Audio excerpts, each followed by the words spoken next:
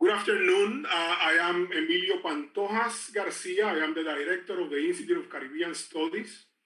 It is a pleasure to welcome Professor Sir Hilary Beckels, Vice Chancellor of the University of the West Indies, who is this year Lewis Memorial Speaker, UPR Chancellor Luis Ferraro, the Dean of Social Science Faculty, Angelica Varela Yabona, who will be represented by Dean Julio Calderon this afternoon, Ambassador Gillian Bristol, Director of the Latin American and Caribbean Center of the University of the West Indies, which is co-sponsoring this activity, Professors Verene Shepherd and Mayra Santos from the University of the West Indies and the University of Puerto Rico, who will be the commentators, and all of you, our audience, who have patiently waited for us to start. The Gordon K. and Sybil Lewis Memorial Lecture was initiated as an annual event in 2014 and was held annually until 2017 when Hurricane Maria disrupted life in Puerto Rico. We plan to resume the lecture in 2020, but were interrupted again by earthquakes and COVID-19.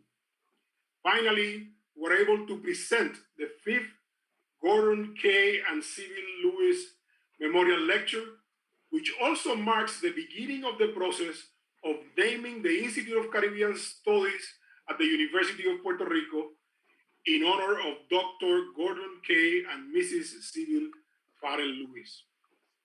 Dr. and Mrs. Lewis came to Puerto Rico from Wales and Trinidad, Tobago. They work at the University of Puerto Rico since the 1950s.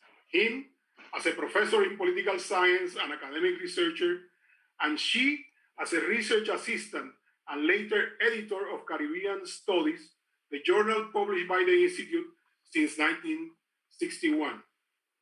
After graduate studies at Harvard University and teaching experiences in University of Chicago, UCLA, and a summer course in Puerto Rico, Professor Gordon K. Lewis was called as a consultant for the drafting of the Commonwealth Constitution of Puerto Rico in 1952. He then joined the Political Science Department at the University of Puerto Rico in the 1950s and served as director of the Institute of Caribbean Studies from 1983 to 1987. He wrote path-breaking books on the Caribbean's history, politics, and intellectual development, such as Puerto Rico, Freedom and Power in the Caribbean, The Growth of the Modern West Indies, and Main Currents in Caribbean Thought. The Growth of the Modern West Indies, published in 1968, in my opinion, stands shoulder to shoulder with the contributions of Eric Williams and Juan Bosch from Columbus to Castro and the Cristobal Colon and Fidel Castro, which have mirror titles, interestingly enough, or they are two very different books. Published in 1970. All these books presented the Caribbean in the 1970s as the fulcrum of change, of world change at that time, rather than as an exotic colonial paradise shaped by rum, molasses, and syncretic African cultural traditions. Mrs. Sybil Farrell-Lewis came to the University of Puerto Rico as a student of chemistry, nonetheless, and worked as a research assistant in the Cooperatives Institute, the Social Science Research Center, and the Institute of Caribbean Studies. She joined the Institute of Caribbean Studies in the 1960s as a full-time career research assistant, working with the academic researchers at the Institute and in the production of Caribbean Studies Journal. After completing studies in the London School of Economics in French and Dutch, as well as studies in publishing in the London Polytechnical School, she became the editor of Caribbean Studies. It has been said to me that Sybil, as they call Mrs. Farrell-Lewis affectionately in the faculty, was the editor of many of the doctoral dissertations of the Puerto Rican professors. Remember, our first language is Spanish. She edited many of the doctoral dissertations of the young faculty at the Social Science faculty at UPR in the 60s and 70s. In gratitude to and recognition of their legacy, we dedicate this memorial lecture to them and hope to complete the dedication of to their memory of the Institute of Caribbean Studies that they helped to forge into a pan-Caribbean Center for Intellectual Endeavor. I want to call now upon their son, David Lewis, to speak to us on behalf of the family. David.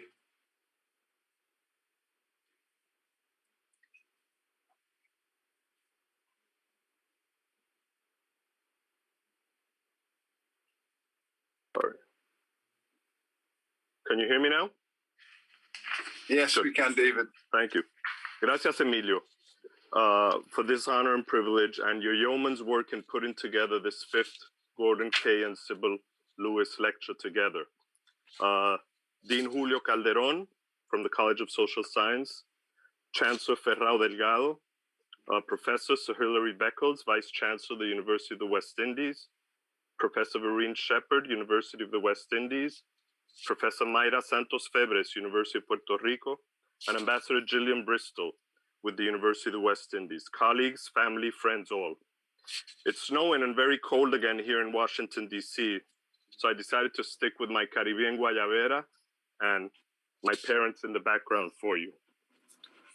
First of all, on behalf of all of us, I think we need to thank God for the grace that we are all able to survive this pandemic and join together, albeit virtually, for this memorial lecture, honoring the life and work of our parents. My sisters, Diana and Kathy, and my brother Jonathan, and all our wives, husbands, children, cousins, nieces, spread from Puerto Rico to Trinidad, to North Carolina, New York and New Jersey, westward in California, and across the Atlantic, in Ghana, Gambia, London, and of course Wales, have all been spared health-wise, and we've survived this existential threat posed by the virus.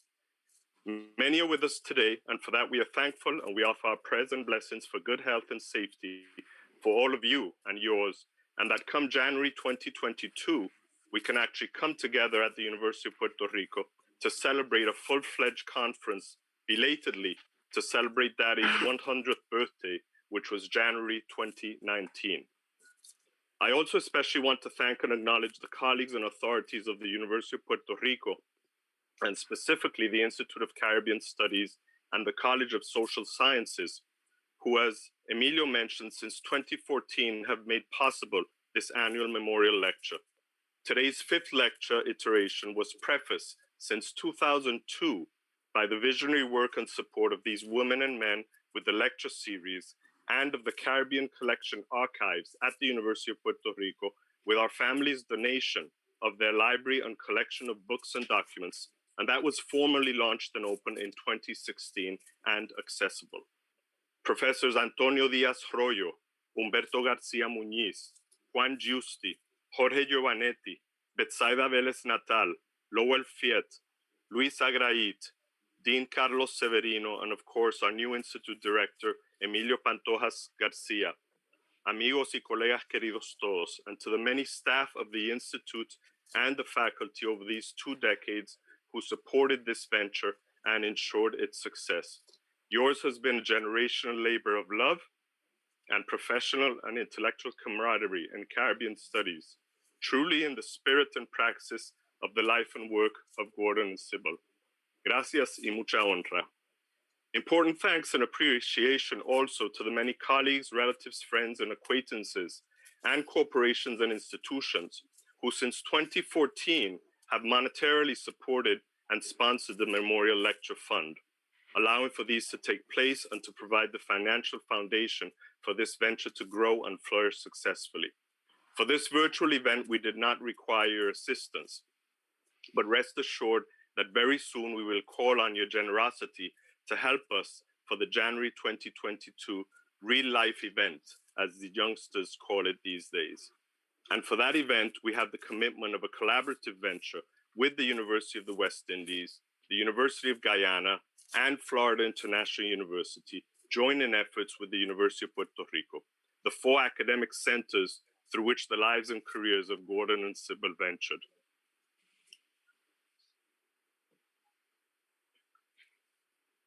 Mummy would be very pleased by this event today because in true Trini, West Indian and Caribbean fashion, she loved celebrations and pomp and circumstance and was adamant that we should always honor and praise excellence and success.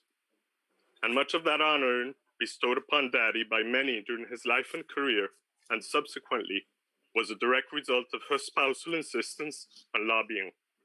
My siblings and I proudly follow in that tradition with you today, with the pleasure that we honor them both together.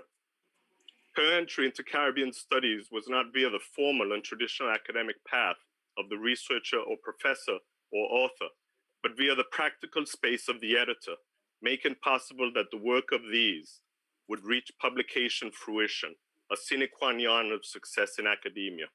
Via the Institute and its marquee journal, Caribbean Studies, she was able to carve her path into the inter and multidisciplinary world of the academics, faculty, and intellectuals, and of course bring to bear on them her own life experience as a Caribbean professional woman since her early involvement in nationalist politics in pre-independence Trinidad and Tobago.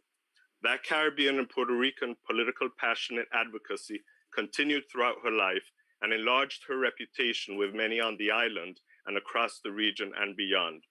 As Emilio mentioned, many of you with us today benefited from those felt pen, red editorial markings of hers for sure. Daddy would have to be pressed to confess that he enjoys these events and the academic, intellectual, and political exchanges about his life and work, his family partnership with Mummy, and his many principles and prejudices, as Robert Manners reminded us in a wonderful 1992 in memoriam in Caribbean Studies, 1996. But his inward personality would certainly not approve of any fawning over his career contributions and work, as Anthony Maingot reminded us so well at the 2009 Caribbean Studies Association conference in Kingston, Jamaica, with his paper, Gordon K. Lewis, The Intellectual as Interdisciplinary Scholar, The Broader Theoretical Context, and in his 1991 lecture at Warwick University, The Passionate Advocate, Gordon K. Lewis and Caribbean Studies. Daddy would passionately argue and advocate that events such as these are much ado about nothing, and that this accumulation of energy and resources would be better spent doing more and better research and work on Caribbean studies at the inter and multidisciplinary level across the region's linguistic and political geographic divisions.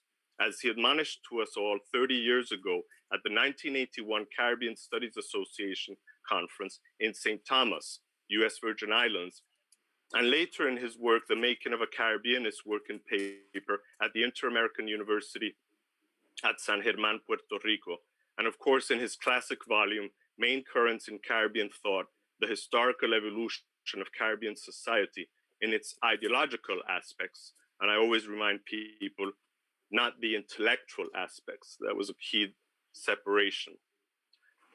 That issue of regional ignorance and disintegration in our disciplines remains a work in progress, in my humble opinion, as many of you know, and one on which many crossings of the swords are still required as par for the course.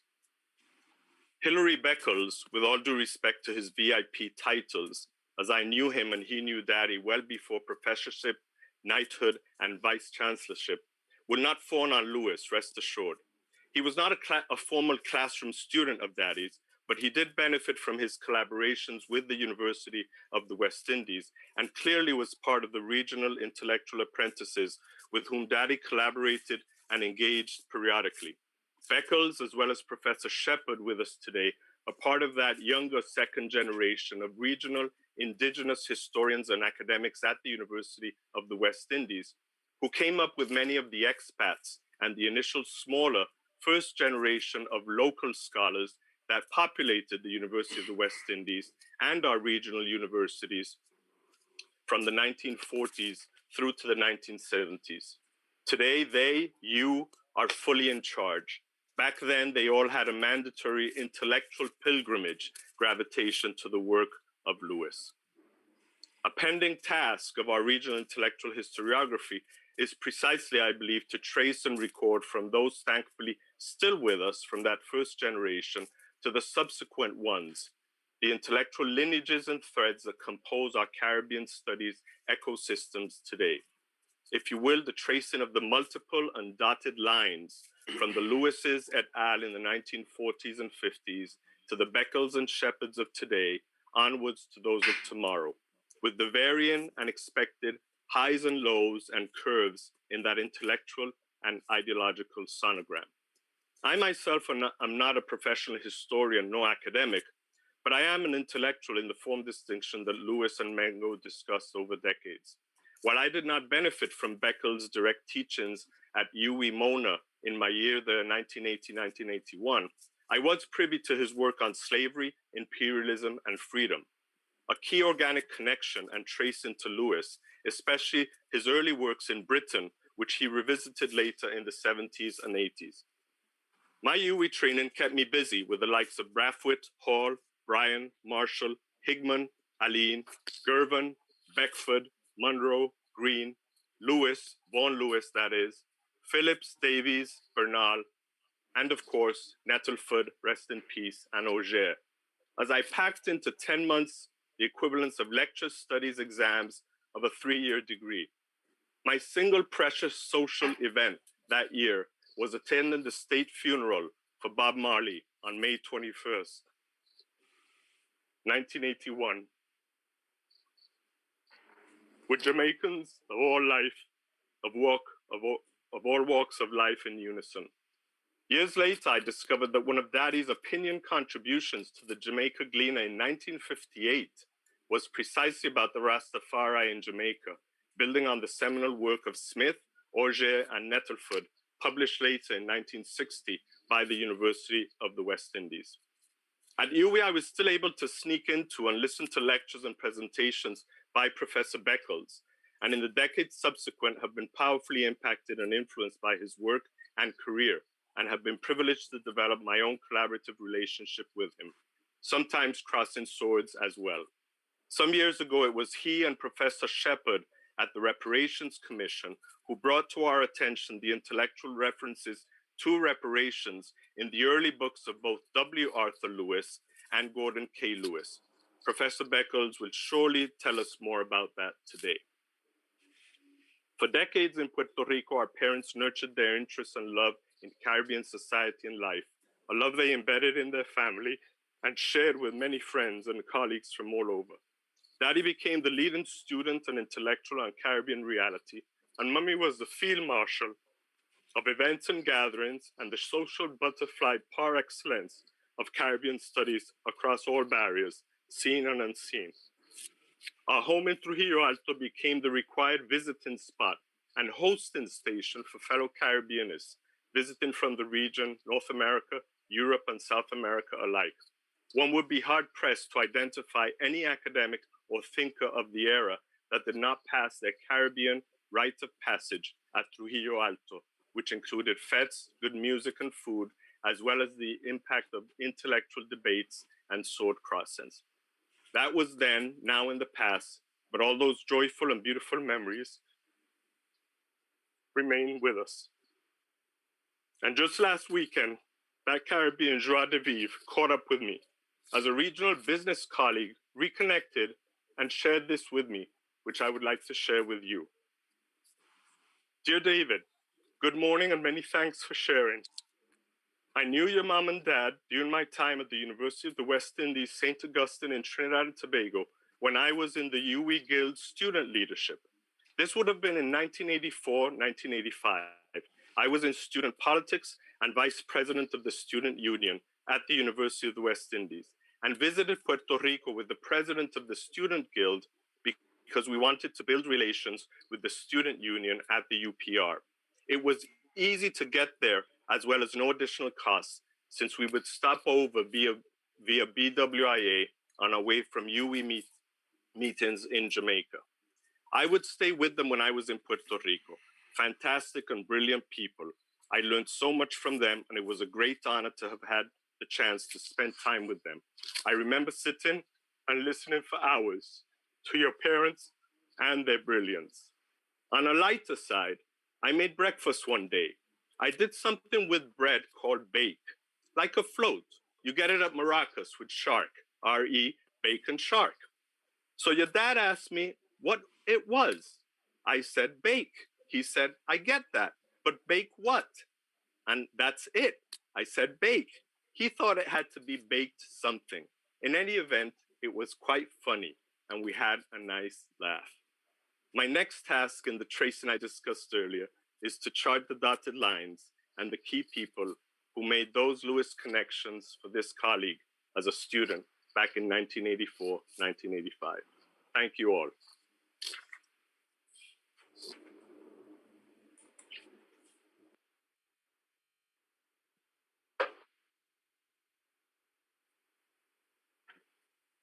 You're muted. Emilio, you're muted. Thank you, David. I did take a class with, I did meet your parents back in the 1970s when I was a student at UPR. I wanted to take a class with your dad, but I was going to audit it, but the problem was that he asked the students whether they wanted in English or Spanish, and the students decided for Spanish. But I wanted to listen to him in English because I knew he was far more articulate. So I couldn't take the class because I was disappointed that it wasn't in English. And your mom was a very affable person. I remember as a student again asking her about Caribbean studies, and she said to me very matter-of-factly, if you have a paper, just submit it. And in those days where there were long distances between students and professors, very few people treated students like that. So I have very fond memories of both of them, although very brief. I mean, it wasn't a relationship or an everyday thing, but I did enjoy meeting them. Now I would like to ask Dean of Student Affairs at the College of Social Sciences, Dean Julio Calderon, to give us the words on behalf of Dean Angelica Varela Yabona, who cannot be in this session because she's experiencing serious problems. She lives in Old San Juan, in the colonial San Juan, and there are serious problems with the internet there. So, Dean Calderon, please talk to us. Thank you. Thank you. Good afternoon. Vice Chancellor, Sir Hilary Beckels, Chancellor Ferraro, Dr. Lewis, Dr. Pantojas, and distinguished guests. It's a great pleasure to welcome Sir Hilary Beckels to present a 5 Lewis Memorial Lecture. Dr. Gordon Key Lewis is accounted amongst the founder of Caribbean Studies as the field of intellectual endowed, and Mrs. Sybil Farrell-Lewis worked diligently and with great dedication to make a Caribbean study the journal, and leading publication is Human Science and Cultural Study. It's the only regional journal that included articles in Spanish, English, or French. It is thus with great satisfaction that announced that we'll work toward dedication the Institute of Honor, Dr. and Mrs. Lewis. This proposal by Institute faculty has been in writing since 2014, when the first Lewis Memorial Lecture was held. We intended to make this reality by the next Memorial Lecture. For the Faculty of Science, Social Science, the Institute of Caribbean Studies represents the organic connection of the University of Puerto Rico to our region. In the hall of the Institute and the Social Science Faculty, we have been privileged to host scholars of the Statutor of Humanities, hosting Thomas G. Matthews, Anthony Maingot, Roy Bryce Laporte, Donald Hutt, and the intellectual mentorship of scholars in the Statute, Dr. Eric Hugh William and Dr. Sidney Ming. To me, the Institute of Caribbean, or the Institute, we casually called it the jewel in the crown on the Rio Piedras campus, are told. Dr. Pantojas always tell me not to say that alone. This is the distinguished history, his faculty, the 14th year of Caribbean lecture. The triangular journal and global protection attest to that. We are very happy to this cycle of the Caribbean lecture series with the Sybil Lewis Memorial Lecture, but most importantly, to bring to the forefront of academic discussion and debate this issue on reparation, with us will be the center of the global debate of this issue, presenting to an international audience presently during the celebration of Black History Month. Thank you, Hilary, Sir Hilary, for accepting our invitation and sharing with us knowledge. I look forward to your lecture and the continued collaboration among our institution. Thank you.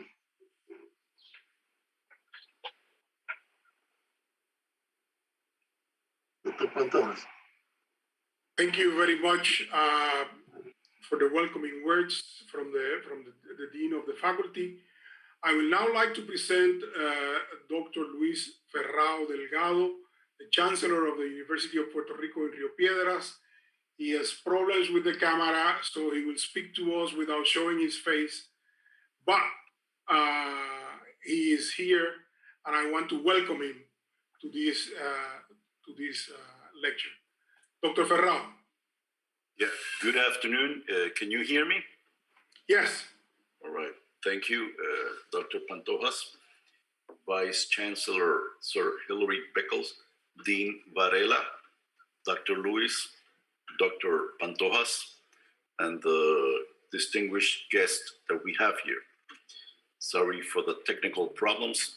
I can assure you, you won't miss much not having my face in the camera. It is a great pleasure to welcome Sir Hilary and thank him for accepting our invitation to deliver the Lewis Memorial Lecture. I am pleased as this important and very opportune lecture takes place during the Black History Month. I am glad to see the questions of reparations discussed at our institution in the context not only of this fifth Lewis Memorial Lecture, but also the recent creation of the Afro-Diasporic and Racial Studies program, to whom we have to thank Dr. Mayra Santos. Since 1958, the Institute of Caribbean Studies, whose creation was originally proposed by the great historian Eric Williams, has been the center of the University of Puerto Rico's Caribbean vocation and identity. The scholarly work of this institute keeps us, all of us, anchored to the research, debates, creations, and changes in the region. Our journal, many copies of which I keep in my personal library, has been published since 1961 in English, Spanish, and French. This is a great and important accomplishment. As you know, those who have read it, me included, it promotes a meaningful and expansive exchange of ideas in the human sciences and the arts. Also, the Conferencias Caribeñas, established by historian Humberto Garcia in 2009, has been the platform for live regional intellectual exchanges for 14 years, as we count at the UPR 28th semester. I have been present and I have participated in some of those lectures.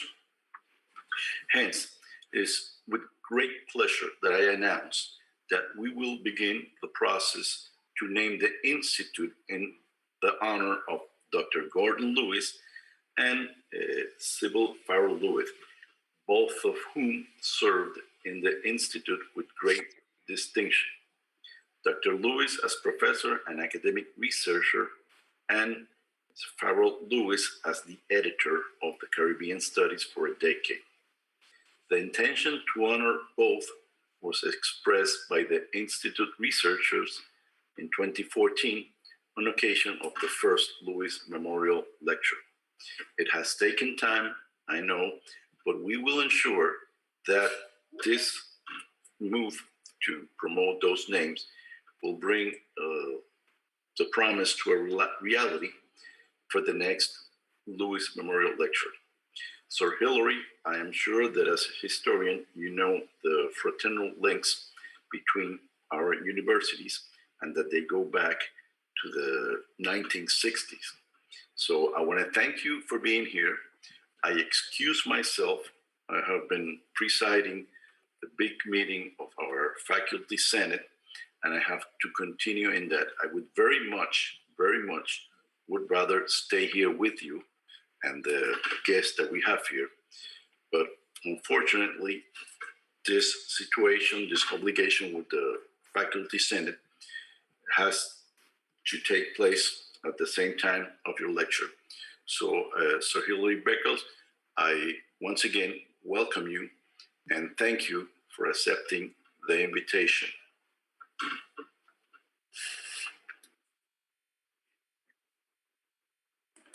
Thank you, Dr. Ferraro, and the lecture will be stored in the archives of Caribbean Lecture Series, so you can look it up when you at your convenience when you have the time. But I thank you for taking of your very busy time. We're all busy people, and a friend of mine used to tell me, if you want something well done, get a busy person. So this is why the quality of what we're doing here is excellent. It is now my honor and my pleasure to introduce to you the fifth Lewis Memorial Lecture, and the speaker, Professor Sir Hilary Beckels, who have written many books, and I have read many of them. Sir Hilary is the Vice Chancellor of the University of the West Indies.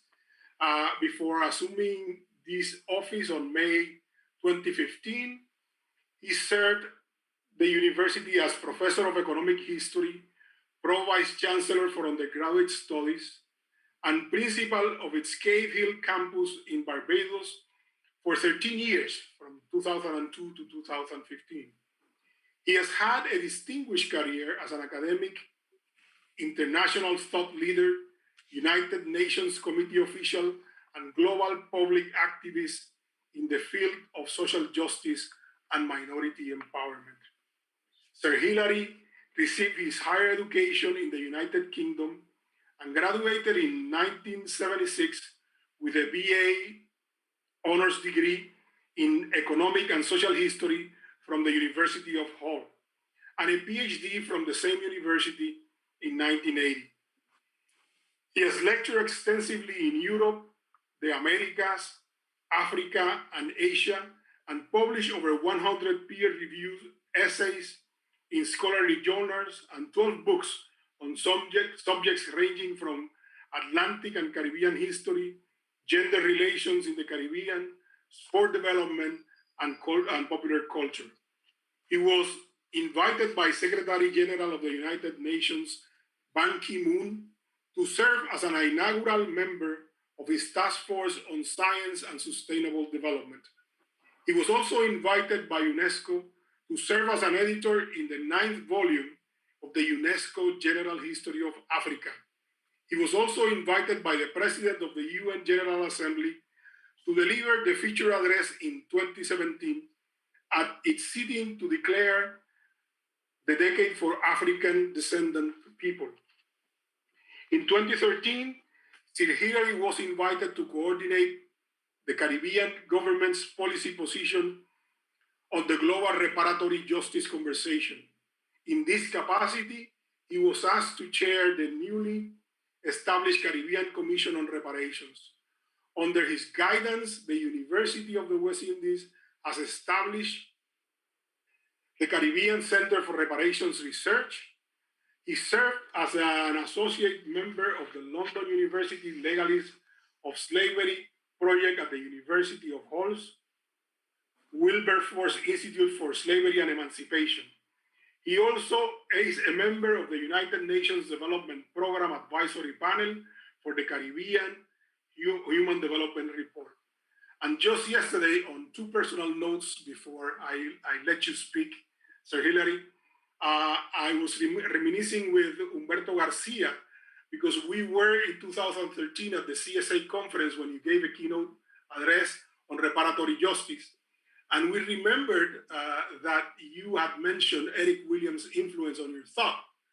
And here we have a common ancestry or spiritual ancestry, intellectual ancestry, because it was Eric Williams who suggested the creation of an Institute of Caribbean Studies in Puerto Rico, which has fostered and developed a pan-Caribbean vocation at the University of Puerto Rico.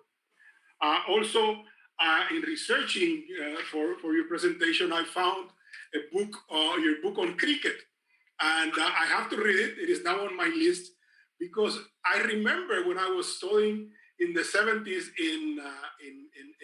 at the University of Liverpool in the UK, that the West Indian cricket team was legendary, and it was the terror of the fields. And you explain why that is not anymore, and you explain it in a cultural and political perspective that I need to read. So without any further ado, I leave to you with great pleasure, Sir Hilary Beckels, and as they say in Spanish, tome usted la palabra, señor rector. Welcome. Thank you. Thank you so very much. Thank you. Thank you for Emilio, the generosity of your introduction. Very, very kind and very noble. Thank you so much.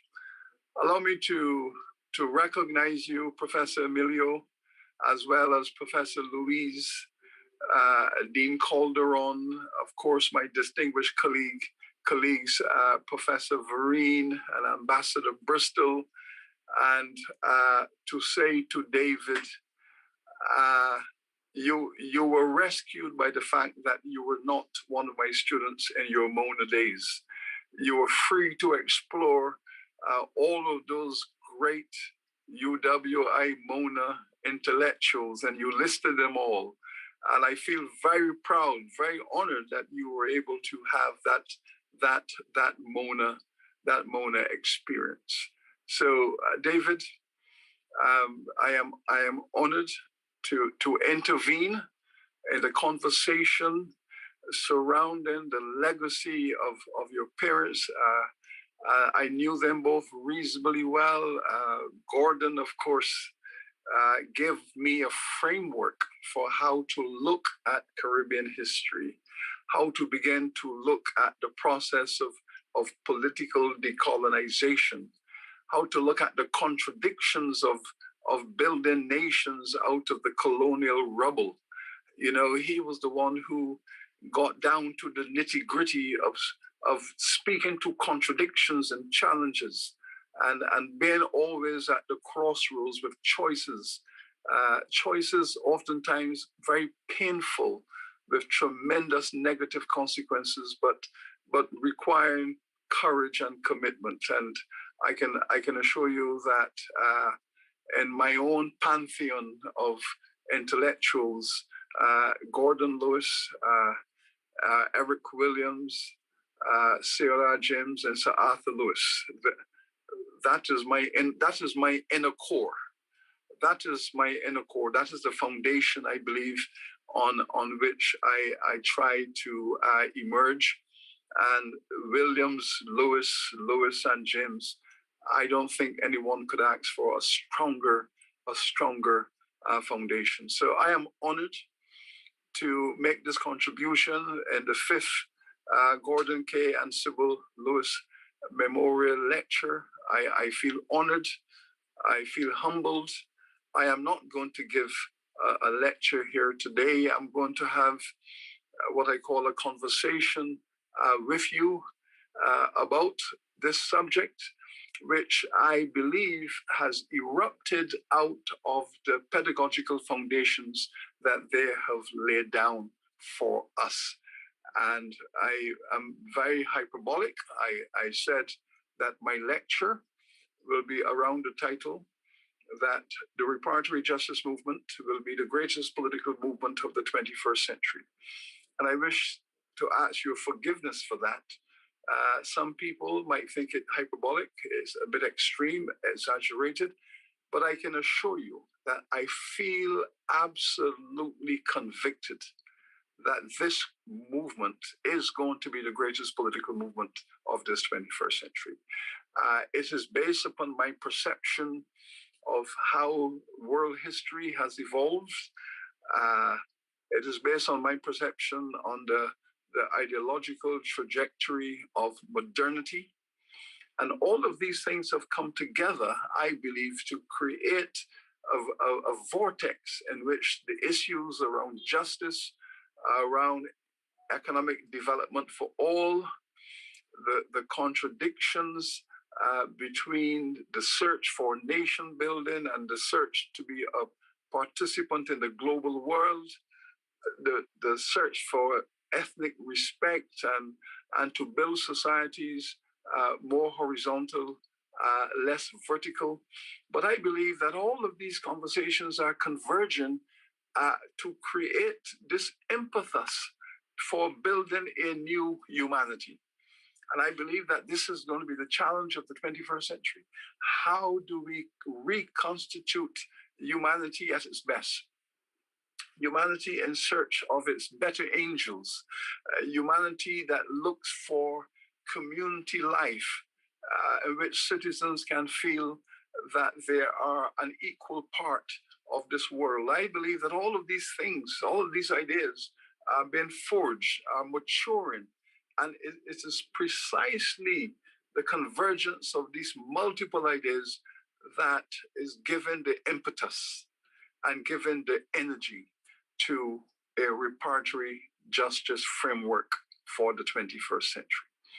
And from the point of view of the Americas in the inner circle, the world in the outer circle, it took us all of the 19th century, all of it, to uproot the evil of slavery from our world.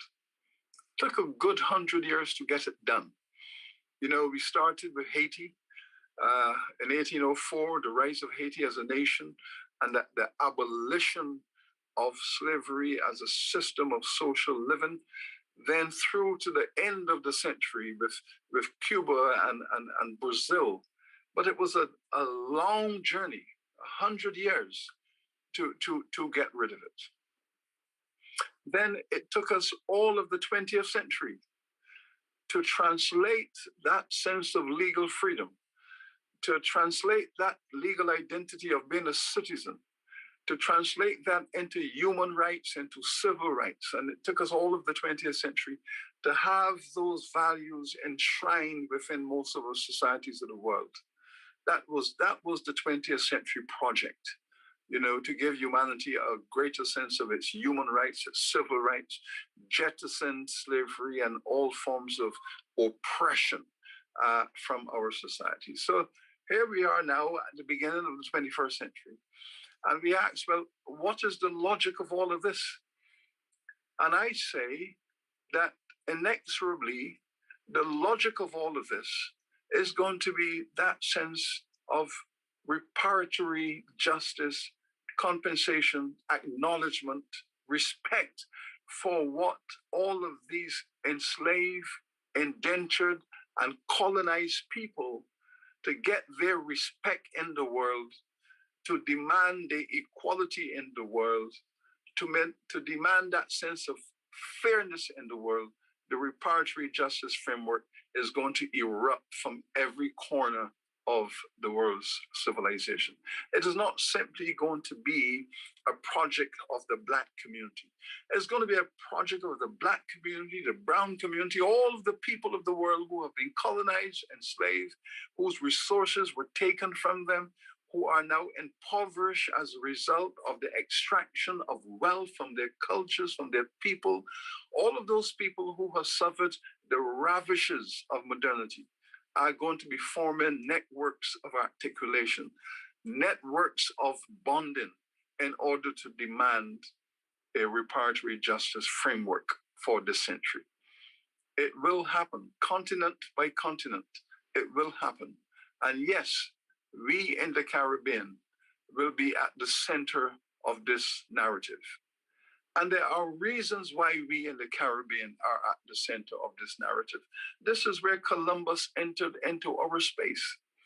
This is where all of those crimes of modernity, the genocide, the enslavement, the trafficking of human beings, all of these extraordinary evil crimes were based in the Caribbean world as the infrastructure of a modern civilization. This is where the Caribbean came into modernity. This is why the Caribbean is special. This is where the whole world came together to extract from the Caribbean and to build institutions of extraction by enforcing models of genocide, of slavery, of racial terror. The Caribbean is where the world witnessed this for the first time in its extreme formulation. And it is the Caribbean, in turn, that will demand to be the freest civilization on the planet. We are going to convert the genocide and the slavery, turn that world upon its head, and the Caribbean is going to become the emissary of justice, the emissary of freedom, the voice to the world that speaks about the past and speaks to the future. The Caribbean has a very special role to play. Now, I say that this discussion about reparatory justice at the moment that we are engaged in, there's nothing new about this. There's nothing new about it. I have estimated from my analysis of the history of the Caribbean and the wider world that this is arguably the eighth iteration of a reparations movement, the eighth iteration of a spike in the reparation movement. For the last 300 to 400 years, there have been calls for reparatory justice. All of those peoples who have been the victims of genocide and slavery, colonization, have produced narratives of reparatory justice. They have been producing this in the literature and their actions. All of the cultures of resistance, all of the cultures of fairness have been calling for resistance, demanding some form of compensation. They have been calling for it, whether it's land, whether it's recognition of their identity as human beings, freedom to travel about an island, whether it is access to resources on which to build villages, to build indigenous homes, whether it's the right to travel from island to island across the Caribbean and participate in family reconstitution. There have been iterations of this call. All the Emancipation Acts, the acts of various colonial governments to liberate the enslaved people. The enslaved people themselves were saying in the 19th century, should we not be receiving compensation for what has happened to us?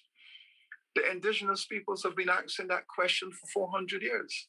Should there not be compensation for what has happened to our people? These are old conversations. And yes, generation by generation by generation, we have seen the rise of that voice. And now here today, in our time, that voice is getting louder and louder.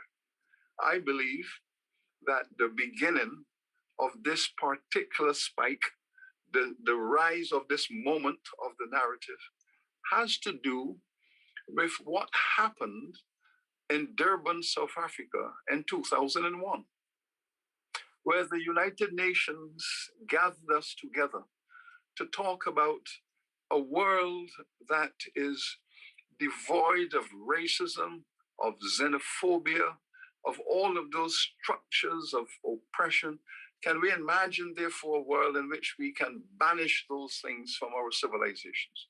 And we were gathered in Durban to imagine this world. And as we started to imagine and we started to speak, an agenda erupted from the global conversations. And at the center of that agenda was this question of reparatory justice. And then at that moment, we saw why and how the world was divided. The United States made an observation that they will not participate in the conference as long as the concept of reparatory justice was on the agenda. The European Union then said, well, we are willing, we are all here to have this conference, but we're not going to talk about colonization. We're not going to talk about the legacies of slavery. We want to speak about contemporary issues. We do not wish to speak about historical issues. And then, of course, we had those debates around how to keep this together. How do we explode the myth that there is some concrete wall between the past and the present? How do we get our colleagues in political circumstances to understand that the world we are trying to imagine is riveted to a historical paradigm? How do we free the world of that paradigm without recognizing it? And all of these conversations took place. Then we had a conversation between Africa and its diaspora, where African governments form an alliance with European governments to say that the issue of the historical nature of slavery and colonization is not a priority at this moment in time. But importantly, we noted that in Durban, there were two conversations. A conversation in one building between governments themselves, and in another building, the institutions of civil society, the universities, the church, the trade unions, grassroots organizations, Rastafarian movements, Black consciousness cultural groups, all of these other groups that constitute 90% of humanity, they were in another place demanding a discourse of reparatory justice. Whereas in the building in which I was situated, which was a building of politicians and of government leaders, the conversation was divided.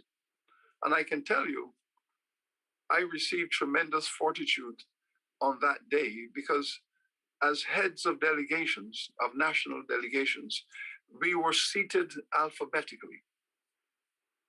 And with the letter B, I was sandwiched between, on the one hand, I was sandwiched between the leader of the Palestinian organization, Arafat on my left, and on my right, Castro.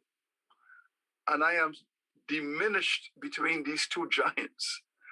But both of them gave magnificent presentations on the notion of reparatory justice as the appropriate framework for developing the 21st century. It was in that context that I felt reinforced that, yes, I could make the statement. And I can tell you this. When I heard the depth of rage that came from the powers of the Western world, the rage that the formerly colonized had the audacity to demand justice. When they spoke about the audacity of 70% of the world to demand conciliation and justice, and that there was no legitimate moral right from the majority of humanity to call for justice. And then I heard the passion of the insistence upon justice as a prerequisite for global reconciliation and peace. Then I realized that we were in for a pretty rough ride. And I came away from Durban and I said, something terrible is going to happen in the world, because in Durban, there was anger, there was rage, and there was passion. Not long thereafter, we had 9/11. And 9/11, where we all woke up that morning and watched people flying airplanes into buildings and killing innocent people. That was when I realized that that was the moment that I felt the world had drifted towards. A world where people are prepared to see humanity as dispensable in this fundamental way. And I knew that in my spirit, I had anticipated that something terrible was going to happen because of this rage. But we have come, nonetheless, to see a tremendous number of people all over the world pulling the pieces together. And with a concern for the future of humanity, for the concern for peace and justice and civility and decency, people are pulling the threads together to say, yes, this is going to be the organizational framework to take humanity forward. There is no other framework. There was an attempt by some quarters to say, well, this is not reparatory justice that is going to be the framework for bonding humanity to a new sense of itself. It is going to be the discourse around climate change. And in certain capitals of the world, there was a strategy to replace the reparatory justice discourse with a climate change narrative. But guess what happened? It became clearer and clearer that the climate change discourse is indeed a part of the reparatory justice framework. It is indeed a part of that conversation. Why are the post-colonial people the ones who are suffering the ravages of climate change? Why is the Caribbean facing an existential threat around climate change? Rising sea levels, islands are getting smaller, villages are disappearing. Small emerging nations losing billions of dollars of GDP because of rising sea levels and climate change. The same people who seem to be the victims of colonization seems to be the victims of climate change. And clearly the arguments became emboldened and articulated. And now we're faced with this pandemic of COVID-19. And again, we are seeing the same narrative playing out again. The issue of power, the issue of risk, the issue of vulnerability, the issue of the poor being marginalized in public health. And we're seeing the same conversation reiterated through the COVID-19 pandemic crisis. Time and time again, we are seeing this conversation. The fundamental core remains the same, whether it's climate change, whether it's COVID-19, whether it's post-colonial poverty, we are seeing the same conversation convergent. And this is why the convergence is laying the foundation for a mega narrative. And what is the mega narrative? The mega narrative is this. Nations that have emerged in the 20th century out of that dark history of colonization and imperialism, the nations that have emerged all over the world, including China, including India, and we must not speak of this in terms of, the Caribbean and Africa. We're looking at 80% of humanity. The rise of China, they too have had to participate in the narrative. India is emerging, Africa, Latin America, all of these countries are looking to see how their resources were extracted in an imperial context, leading to the enrichment of a small part of humanity that is now creating a discourse that says, the reason you are poor in Latin America, in Africa, in Asia, the reason why you are poor in the Caribbean is that you do not have a culture of development. That there is something wrong with your civilization, that it is incapable of generating wealth, incapable of mastering the art of market management to produce wealth and to have that wealth distributed fairly, that you are culturally failing yourselves. But we know the counter-narrative.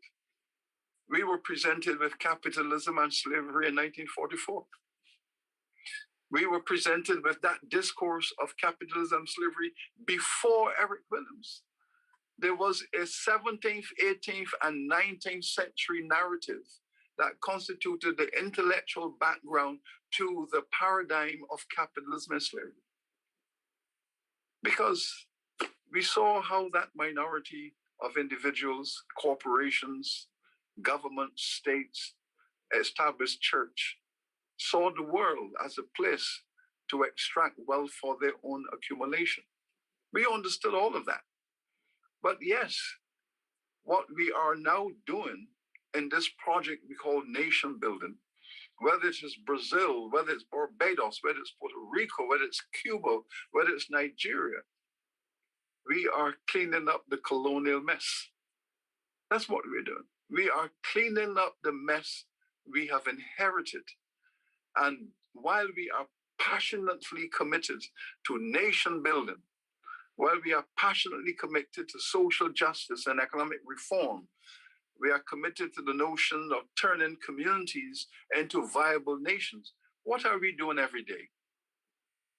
We are cleaning up the mess we have inherited, the poverty, the illiteracy, the poor infrastructure, inadequate agricultural systems. And yes, there is the counter narrative that says, stop complaining. Stop complaining and solve your own problems. Of course, it's a logical and sound argument. But all of those nations that have emerged that we are from, this is precisely what they've done. They've all got on with it. In the Caribbean, no imperial power gave any country a development plan as they said goodbye. There was no development plan for any colony that became independent. Yes, their wealth was extracted. Yes, the people demanded independence. Yes, they signed their independence and said, now you're on your own, go and build your nation. And yes, they got on with it. You know, in Jamaica, where I live, I have been going through the data around the independence moment. 1962. Britain took that island from the Spanish in 1655, and Britain ruled it from 1655 to 1962, 307 years, and converted Jamaica into its wealthiest colony, out of which it extracted millions and billions of dollars. But after all of that history, the moment of independence, the government of Jamaica goes to England, the new emerging national government. Can we have a conversation whereby you could make a reparatory justice contribution to this emerging nation? They were chased out of London. They were chased out of London. And all they wanted to do was to discuss the legacy of illiteracy, of poverty, of bad housing, inadequate water supply, basic support to build a nation. And what did Britain say? Go away. You are on your own. And so Jamaica, like Barbados and Trinidad and Guyana, had to take responsibility for themselves to build nations that were democratic, to convert a colony, a totalitarian colonial system, convert that into a democracy where people could exercise their franchise, where the government can take responsibility for health and education and all of these things without any support from those who had extracted that wealth. There was no Marshall Plan. Eric Williams, when his time came, he too went to London to say Trinidad is asking the British government for a development grant. Here I have a 10-year development plan for Trinidad and Tobago. But I would like some development support, a grant, just a small grant, 20, 30 million pounds, to help with certain development needs to deliver the first development plan. Bustamante had asked for support to build factories, just a grant to build factories so that we could attract international capital into the country to provide employment for the poor people. He was chased away. Eric Williams was chased away. When Eric Williams was chased away, he went to the London School of Economics to give a lecture to West Indian students. And this is what he said. He said, Britain sees the Caribbean as an orange. They have sucked it dry and thrown the peel onto the ground. And now we have to pick up the peel and build a nation. So we know the history of the extraction. We know what Sir Arthur Lewis wrote in his very first little book, Labor in the Caribbean, his little pamphlet, 1939. He says the only way the Caribbean is going to have an opportunity for economic development is if Britain recognizes its debt and pay down on that debt. The 300 years of wealth extraction, he said, 200 years of free labor. Britain had 200 years of free labor from arguably over 10 million people. 200 years of free labor from 10 million people. You add up that sum and you look at Britain's capitalism and slavery. And Britain has said, we are not going to give you a cent back of that. But Sir Arthur said, these islands don't have a chance. In a post-colonial context, without the recognition of that debt and the development policy for the islands that include a recognition of that debt and ways in which to express that for economic development and social change. He was clear on that. But at the same time, he knew that Britain and Europe had no intention whatsoever of contributing to an economic development model for islands that were the center of global slavery and will look into the future as democratic civilizations. So yes, there is this quest. The Caribbean has not given up on that quest. The Haitian people have not given up on the quest that the 150 million francs, the 21 billion US dollars extracted out of Haiti because of its audacity for justice and democracy. They have not given up on that quest.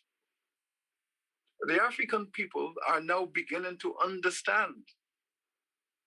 They're now beginning to understand at the level of the state, never the level of civil society, the level of state, what actually happened in West Africa in the 17th, 18th, and 19th centuries, and the rest of the world are now also beginning to understand what happened to Africa, because we are now able to draw the comparisons. This notion that African governments were equal partners to the Europeans in slave trading, that it was a transaction between states.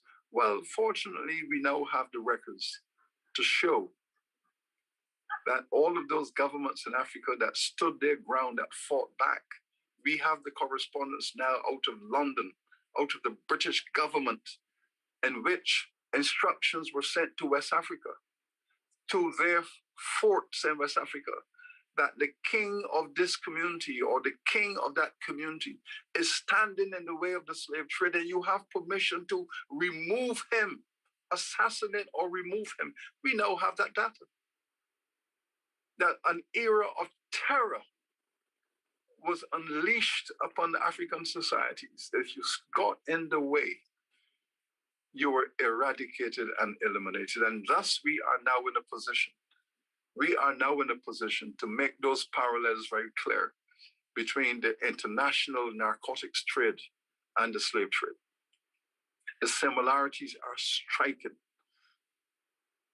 Some of these multinational narcotics corporations, as you know, they have more resources than most small countries.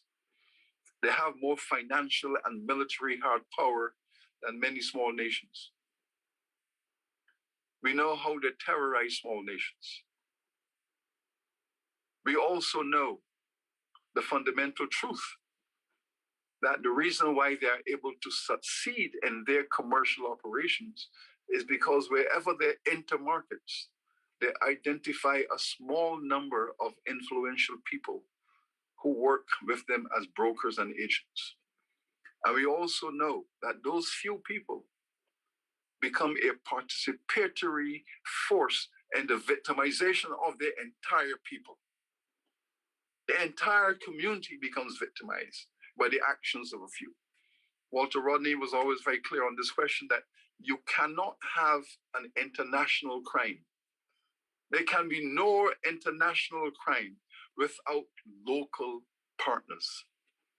But local partners show and illustrate how dangerous that crime actually is, because you take a few people to victimize the majority, makes the crime even more heinous.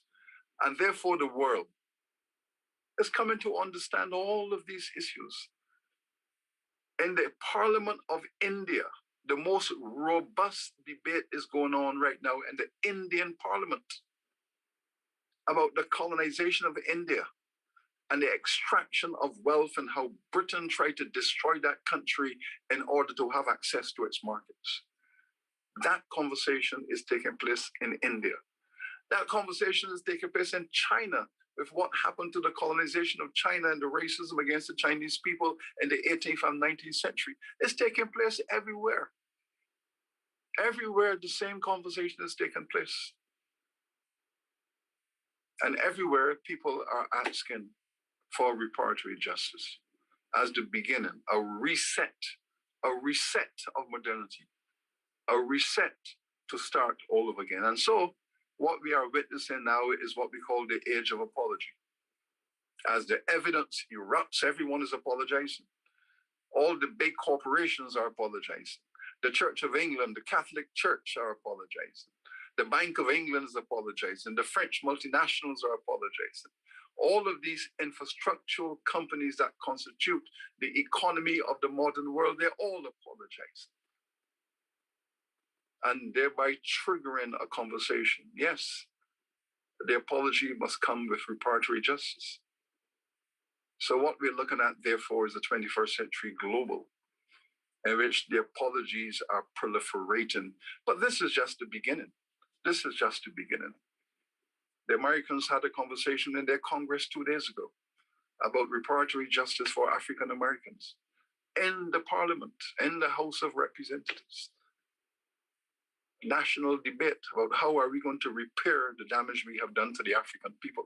The Africans now are going to be discussing this at their summits all over the world, and the Caribbean is at the center of this. We are driving it, we are energizing it, because we in the Caribbean feels the passion of this matter, perhaps more so than in other parts of the world, because we in the Caribbean, that were the models of slavery, we intend to become the models of freedom. We intend that these countries, these islands are going to be advocates of freedom. But if you're going to transition from being advocates of slavery to advocates of freedom and justice, you have to go through a process of reparatory reform, where equity is placed on the table. And all of the universities in the Western world, all of the modern universities in the Western world, they too are giving their apologies. We've had the apologies from Harvard, from Princeton, from Yale, from Oxford, from Cambridge, from London. All of them are giving their apologies for the role that they play in slavery. They're all now working through their own package. How can we show reparatory justice as a university? How can a university say our role in reparatory justice is as follows? Because yes, we extracted wealth from slavery and colonization, like everyone else. Like everyone else, we too were part of that extraction. Professor Shepherd is here. She knows that our university campus at Mona, it was built on a slave plantation. We cannot forget. Professor Shepherd was there. The Mona campus was getting ready to build a faculty of medicine, a brand new state-of-the-art building, one of the most beautiful buildings in the Caribbean. But as they started to dig up the ground to lay the foundation for this building, what began to emerge? The bones. Bones began to come from the ground. These were the bones of the enslaved people who worked and died on that plantation. And they were buried in shallow graves. So we have a living memory of these ancestors on our campus whose bones came up from the ground to talk to us about justice. How can you have justice on a university and on an island when you have unmarked graves all around you to remind you of the morality of education? Education has a morality to bring justice to the people. So all of these issues we cannot forget. How can we forget when the bones are speaking to us from the graves? How can we forget? How can we ignore these realities? So the conversation will go on and it will go on. And this 21st century will be the century of reparatory justice on the global scale, because in every nation, the same conversations are taking place. Justice for humanity, a new moral order, a new philosophical framework for justice in the long 21st century, and putting that horrendous past behind us. It is going to be the generation of this 21st century that will see to it, in much the same way they saw to the end of slavery in the 19th century, they are going to see to this conversation reaching its fruition. I thank you very much for the generosity of your attention. Thank you all very much. Thank you very much, Sir Hilary, for a very compelling and moving presentation, and also intellectually sound. I should only take the privilege of having the microphone to add that when tourists visit the plantations, what they see is the mansion, not the quarters of the slaves, and that is very, very important to remind people that all this wealth was built on the back of enslaved people who are the forefathers, parents of our traditions. I call myself Afro-Caribbean because I may look like Santa Claus, but my culture is definitely rooted in my African ancestries. I am going to take the liberty of asking the indulgence of Professor Shepherd to allow Professor Santos, who has a personal issue and needs to leave early, to do the first comment. So I will, with your indulgence, Professor Shepherd, ask Professor Santos to speak, and if she needs to leave, then she can do so. She has a problem with a parenting issue, so that takes priority usually. So Professor Santos is the director of the Afro-Descendant and Racial Studies program at the University of Puerto Rico, just initiated this year on a MacArthur grant, is it? A Mellon grant. A Mellon grant, I'm sorry. All these foundations get me confused. But a big Mellon grant that has finally come through for her, and that is we're going to shore up our understanding of the Afro tradition in Puerto Rico. Dr. Santos, please. Yes, thank you all, and I apologize to Verene Shepherd for jumping the line, but I'm a mother in pandemic. I have a 16-year-old and a 13-year-old is driving me crazy. And but I wanted to be here just to tell you and to react to that wonderful, wonderful presentation of Sir Hilary Beckels that reinforces the discussions in which the program for Afro-descendant and Afro-diasporic and racial studies is contextualizing its development. We believe in creating reparatory justice also in the production of knowledge and epistemology. One of the things that we one of our quests also is to decolonize the mind, to decolonize also the practice of intellectual production and education in our region. And also to think of the Caribbean, as Sir Hilary Beckels have so well stated, as a center for the dialogues between the different nations and still colonies like us in Puerto Rico, and to create a point of connection for comparative studies that follow the presence of race. I here have to say that we have also to talk and create and engage in dialogues with Native American societies that have been silenced very much and that are very much present in our DNA, in our Caribbean memories, and also in the discussion about reparatory justice. And I think that the Caribbean can help and hold a really important role in the discussion of Garifuna connections from St. Vincent and from Honduras and Guatemala, of the Afro-Bolivian brothers and sisters, and all the other communities that are discussing reparatory justice right now in terms of land and in terms of identity and social equity. And also, we are very interested in engaging in a dialogue in which the intersection between race and gender is being taken into consideration, because as I am living right now through the pandemic, the differentiation or the intersection of those two marginalizations have been tremendously disruptive in economy and equality all over our regions and our world.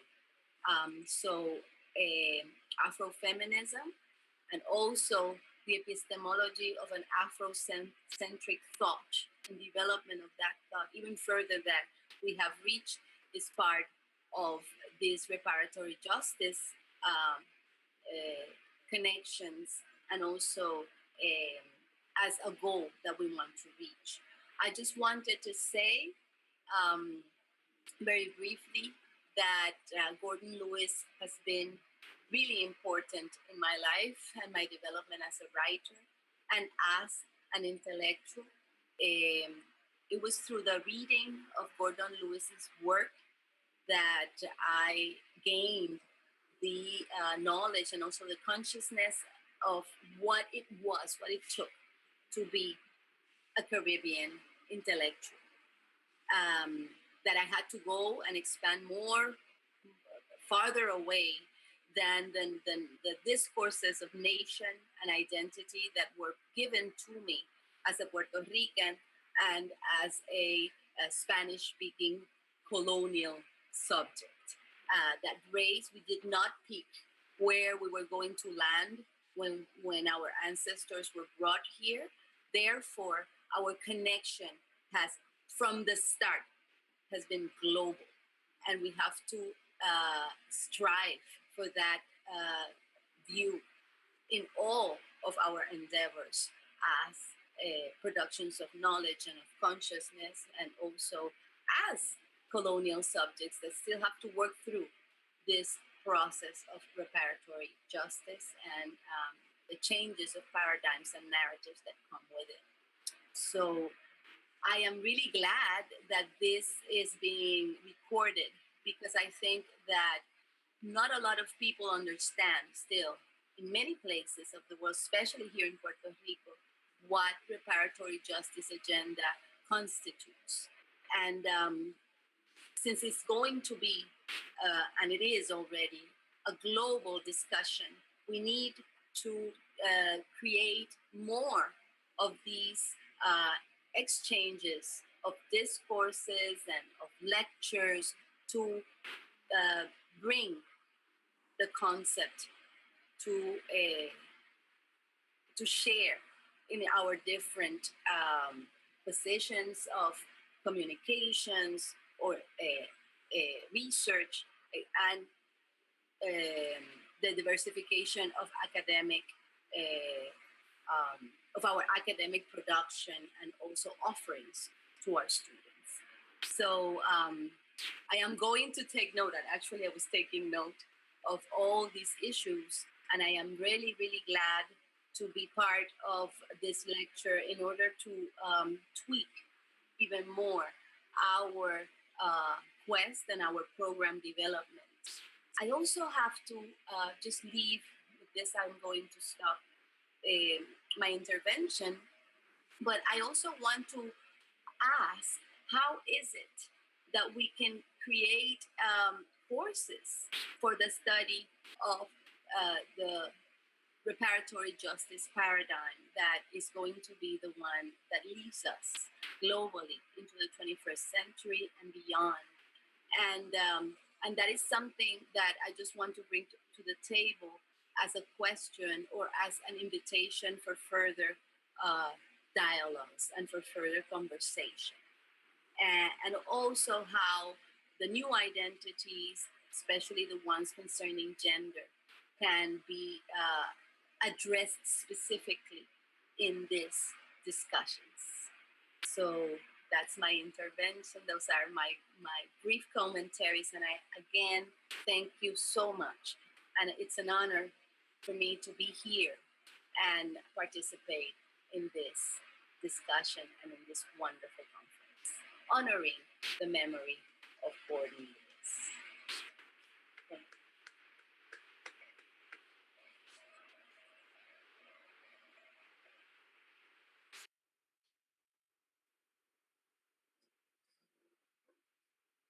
Thank you very much, Dr. Santos, for your words. And let's hear now from Dr. Verene Shepherd, the director of the Reparation Center at UWI. Thank you. Thank you very much, Chair. Buenas tardes a todos.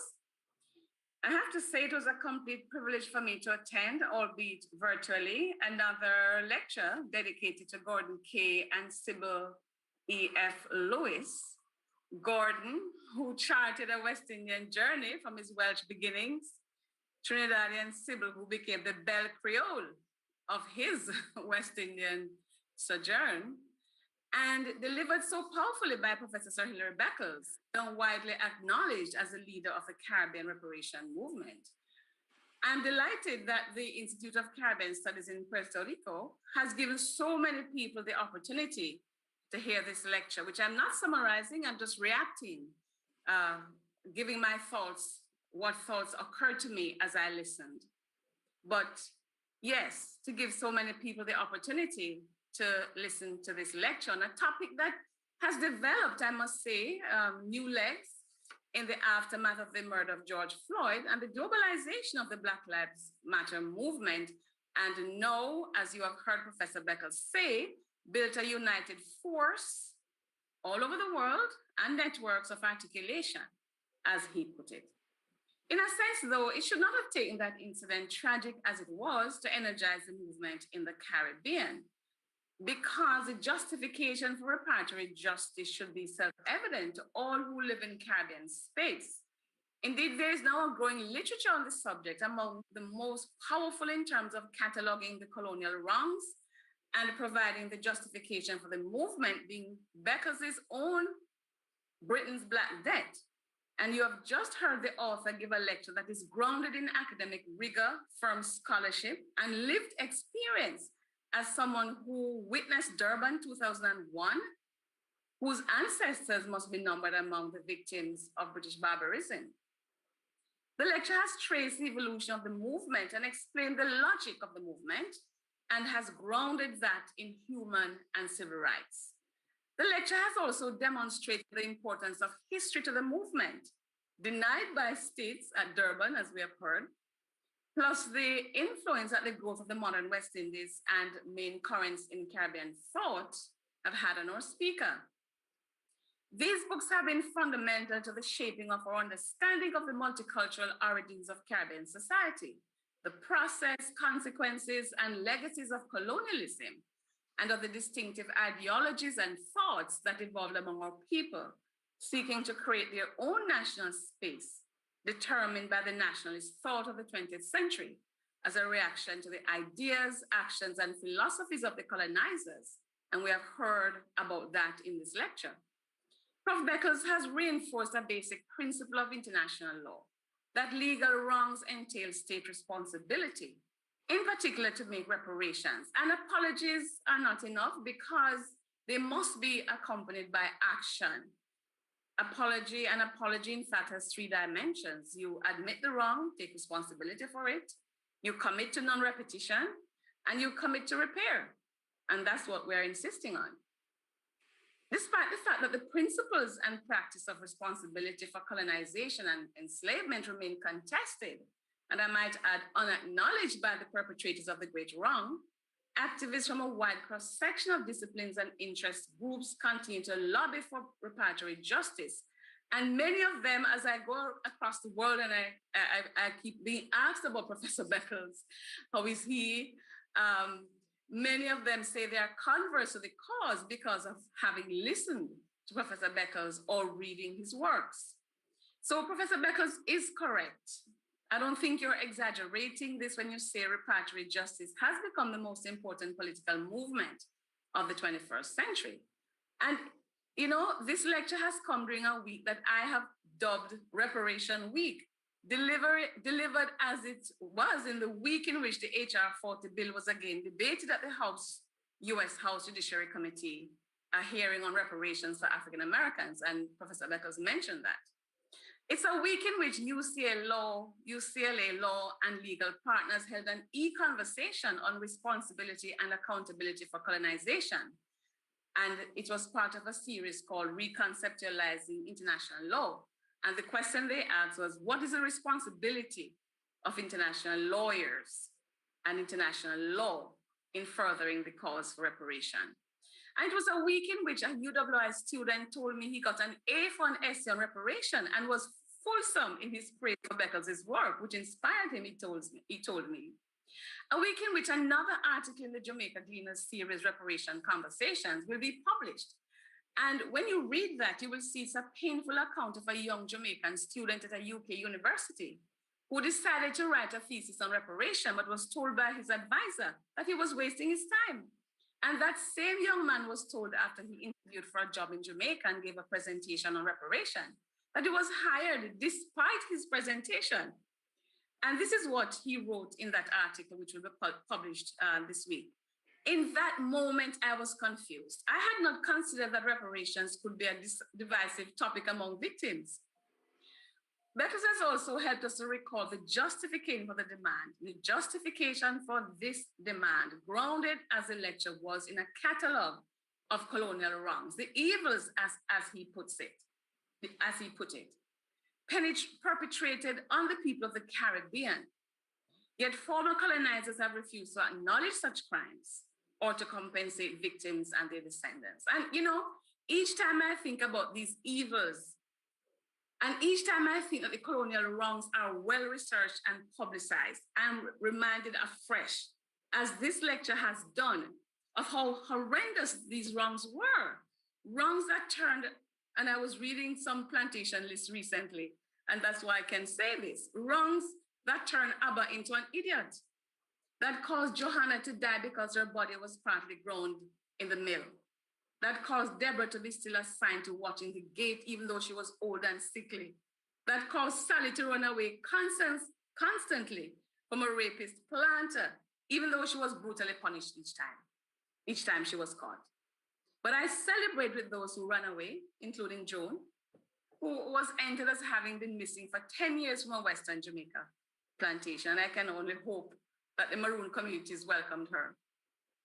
Prof. Beckels has reminded us, as Professor Tendai Achiume did in her paper on reparation, presented to that US judicial hearing that we both spoke about, that reparations for slavery and colonialism include not only justice and accountability for historic wrongs, but also the eradication of persisting structures of racial inequality, subordination, and discrimination that were built under slavery and colonialism to deprive non-whites of their fundamental human rights.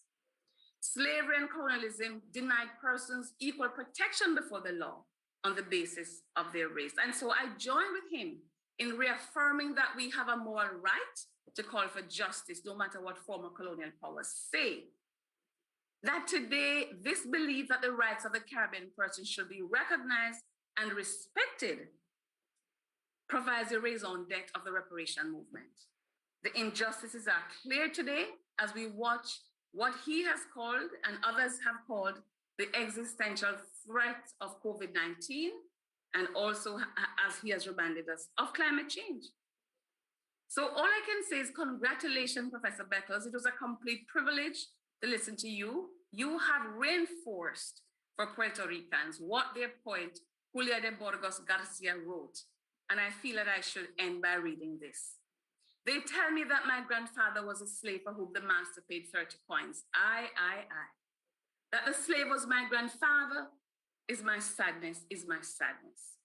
If he had been the master, it would be my shame.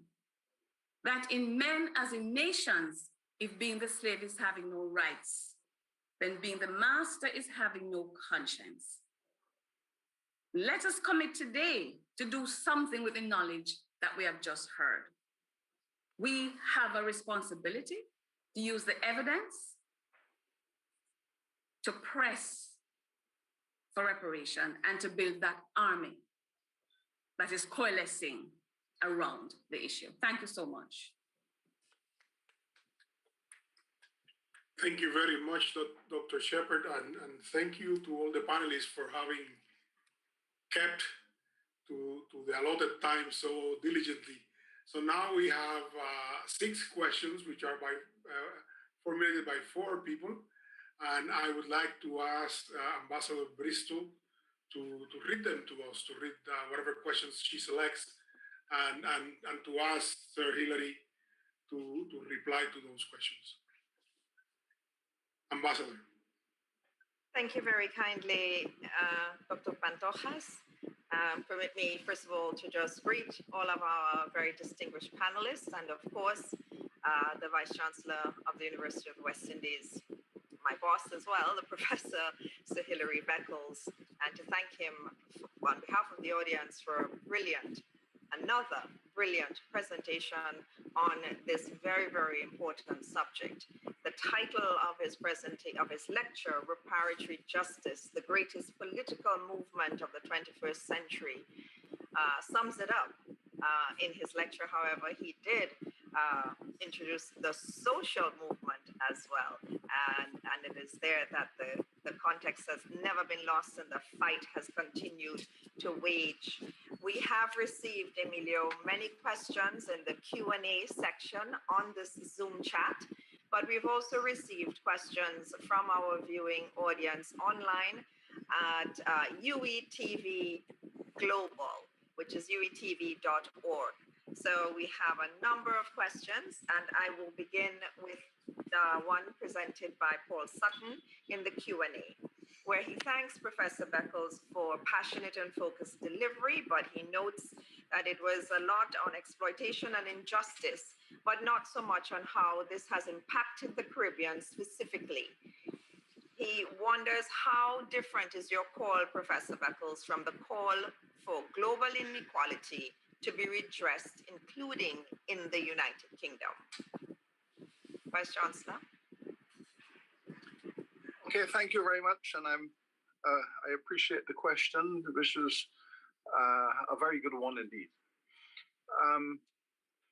I have just submitted a manuscript to my publishers entitled "How Europe Underdeveloped the Caribbean: A Legacy of Poverty." And it's a continuation of the conversation. Walter Rodney's "How Europe Underdeveloped Africa" is part of that paradigm. The legacy of poverty. I was struck by the conversation in 1962 between the British government and the government in Jamaica that was on the verge of declaring Jamaica a nation. And in that conversation, the young minister, at the time he was a young minister, we knew him later on as a prime minister, Edward Seaga, who was a young minister in 1962. And when the British government dismissed the leader of the emerging nation, Sir Alexander Bustamante, Mr. Seaga intervened and made a plea. He said, We have been a colony for 300 years. Now we have schools. We are about to become a nation, and we have schools for only 10% of the children. We have housing for only about 20% of the people. And he listed the state of Jamaica on the eve of independence, the massive illiteracy, the inadequacy of running water for the majority of people. And he went through this catalog and he described the state of Jamaica as it was about to enter independence. And a treasury with no money in it, because the whole purpose of a colony was to extract the money and send the money to England. So the colony is broke. It has no resources, no money in the treasury, and all of these structural problems. And Britain said, go and develop, go and develop. And then, of course, as an economist, you have to ask yourself, well, if you have all of these horrible situations, how do you transform that space into a developed nation? What model of economic theory? How do you do it? It's an impossible task. But the people of Jamaica started, and they tried their best, and they have built a viable nation. The question you have to ask is, what if Britain had given Jamaica that development grant to fund its first strategic plan, which included building schools, building factories, basic infrastructure to attract investment and get the nation going? What if? So we know what the legacy is. We know what the legacy is, and we know the challenge that all the governments in the region are faced with at the moment, and combating massive unemployment, inadequate educational investment, and so on. We know the challenges. And each time they try to push forward with a new economic sector like international finance, we then have all of these blacklisting where countries are listed as having breached international protocols in respect to financial transactions, and you have the whole discourse. And this is an attempt to find a new source of living for the countries. And every attempt to create a new source of living finds this kind of political struggle and tussle. It makes you wonder, what is the objective of all of those engagements? So I think we know the legacy. I think we know what we have achieved by helping ourselves. We know what we have achieved by taking responsibility for our future. But we also know that largely in the last 30 to 40 years, what we have been doing is really cleaning up the mess that we've inherited. And most of our resources are going towards that objective. The purpose of reparatory justice, the argument is this: yes, we are taking responsibility for ourselves. Yes, we are building our nations the best we can. But yes, the mess that we are cleaning up is your mess. You should come back to the site of your crime. Participate with us. And I choose the word participate. Participate. In other words, partner with us in helping to clean up this mess so that the nations can rise and to be competitive and sustainable. Come and play a role in undoing that which you have done. That is what reparatory justice is all about. Partnership, collaboration, removing challenges and negative forces and debilitating circumstances that are not inevitable. They are not inevitable because they were man-made and they can be unmade. Thank you. Thank you, Vice Chancellor. We have several questions from UETV, and again, in our question and answer section, I don't know that we'll be able to get to all of them because of the time constraints. However, here we go. This one is, I think, particularly interesting because of the international focus. The Oscar says, for the first time, there is a Black woman from a developing country leading the World Trade Organization. Do you foresee any alliances being forged with the new WTO head to further the Caribbean's development goals? Well, you know, the world always looks towards removing traditional barriers and glass ceilings and so on. And when our Nigerian sister was appointed the leader of the WTO, it has to be considered to be a very significant development. There is no getting around that. That is a very significant, because if she was not competent, if she had not worked her way through, she was the Minister of Finance of Nigeria. Nigeria is one of the biggest countries in the world, and she ran a significant economy. And she's qualified to be there, and she is there. That's a moment of celebration. We also have to look to see how a change of leadership can change policy. Changing policy is not an easy task. And no doubt, I have no doubt that she will make a tremendous effort to see how the global trade ecosystem can be adjusted to accommodate this post-Trump racial hostility. There is no doubt that Trump had poisoned the world with his racist rhetoric, his unhumane rhetoric. He described the African countries as shithole countries. We know that rage that came from his mind through the US State Department and into the world. And she is now called upon to reverse that mentality. We've heard coming out of Europe that they see Africa as the basis of some new partnerships in global trade. Africa is emerging as one of those countries where the economies are expanding at a considerable rate. We all know that South-South trade is finding its way once again, that countries are collaborating around technology and around science. And India and China are playing a very important role in helping to reconfigure the geography of the world economy. So yes, the world economy is changing, and her arrival there is extremely timely indeed. That Africa, Southeast Asia especially, many parts of Latin America are all looking for a global trade regime that could accommodate justice and development. The Caribbean has just expressed interest in expanding embassies and high commissions in Africa.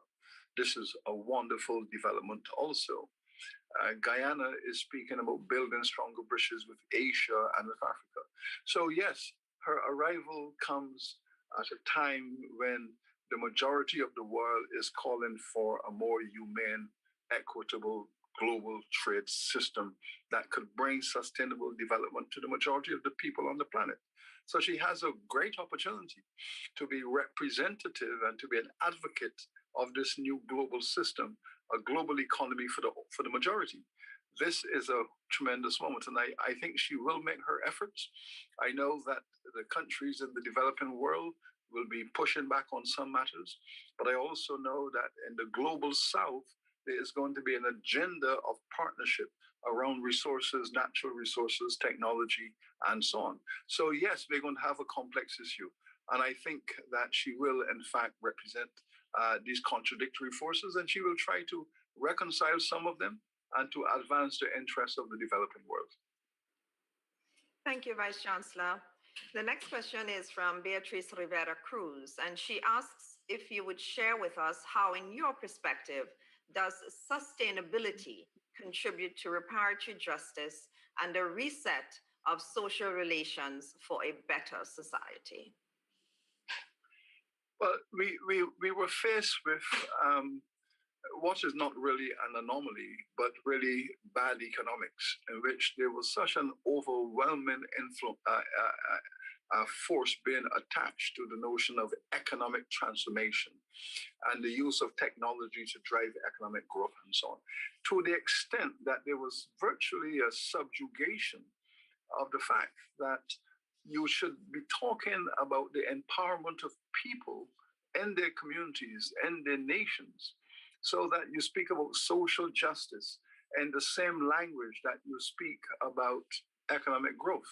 And this is what we have seen, for example, in our Caribbean, that when, and also in the US, I should say, that when the COVID struck and the economies began to spiral down, and we took it upon ourselves to intervene to see what can the state do to stop this economic decline, they came to realize, hold on, what COVID did was to highlight and show the racial inequality, the social inequality, the injustice, and the fact that the Caribbean has long been classified as around the world's most unequal societies, because that's the history they came from. That's the history that produced them, the slavery, the genocide, the colonization. That is a legacy where some societies that are classified as middle-income countries, and when you analyze what is a middle-income country, it's a country where 10% of the population owns 90% of the wealth. And 10% of the population own 90% of the wealth, but there is so much wealth in the hands of these small elites that when you average that out, yes, you're middle income, but beneath that categorization, there is a massive poverty and degradation, you know, and this is what we're seeing. And we're realizing now that you cannot have economic growth that is sustainable in any of these societies with the social decay and the inequality.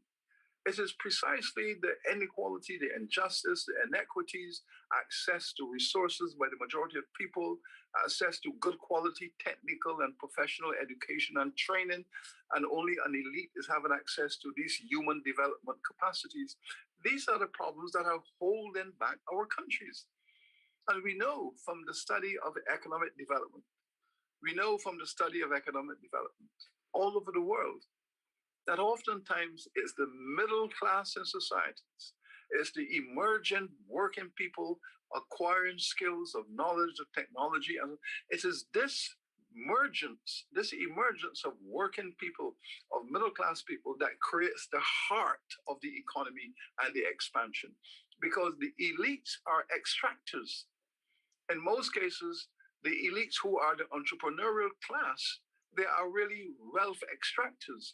They very rarely redeploy those resources into the society for social development, to build schools, to build libraries, to build hospitals, art galleries, to create a civil society in which people can pursue citizenship with dignity.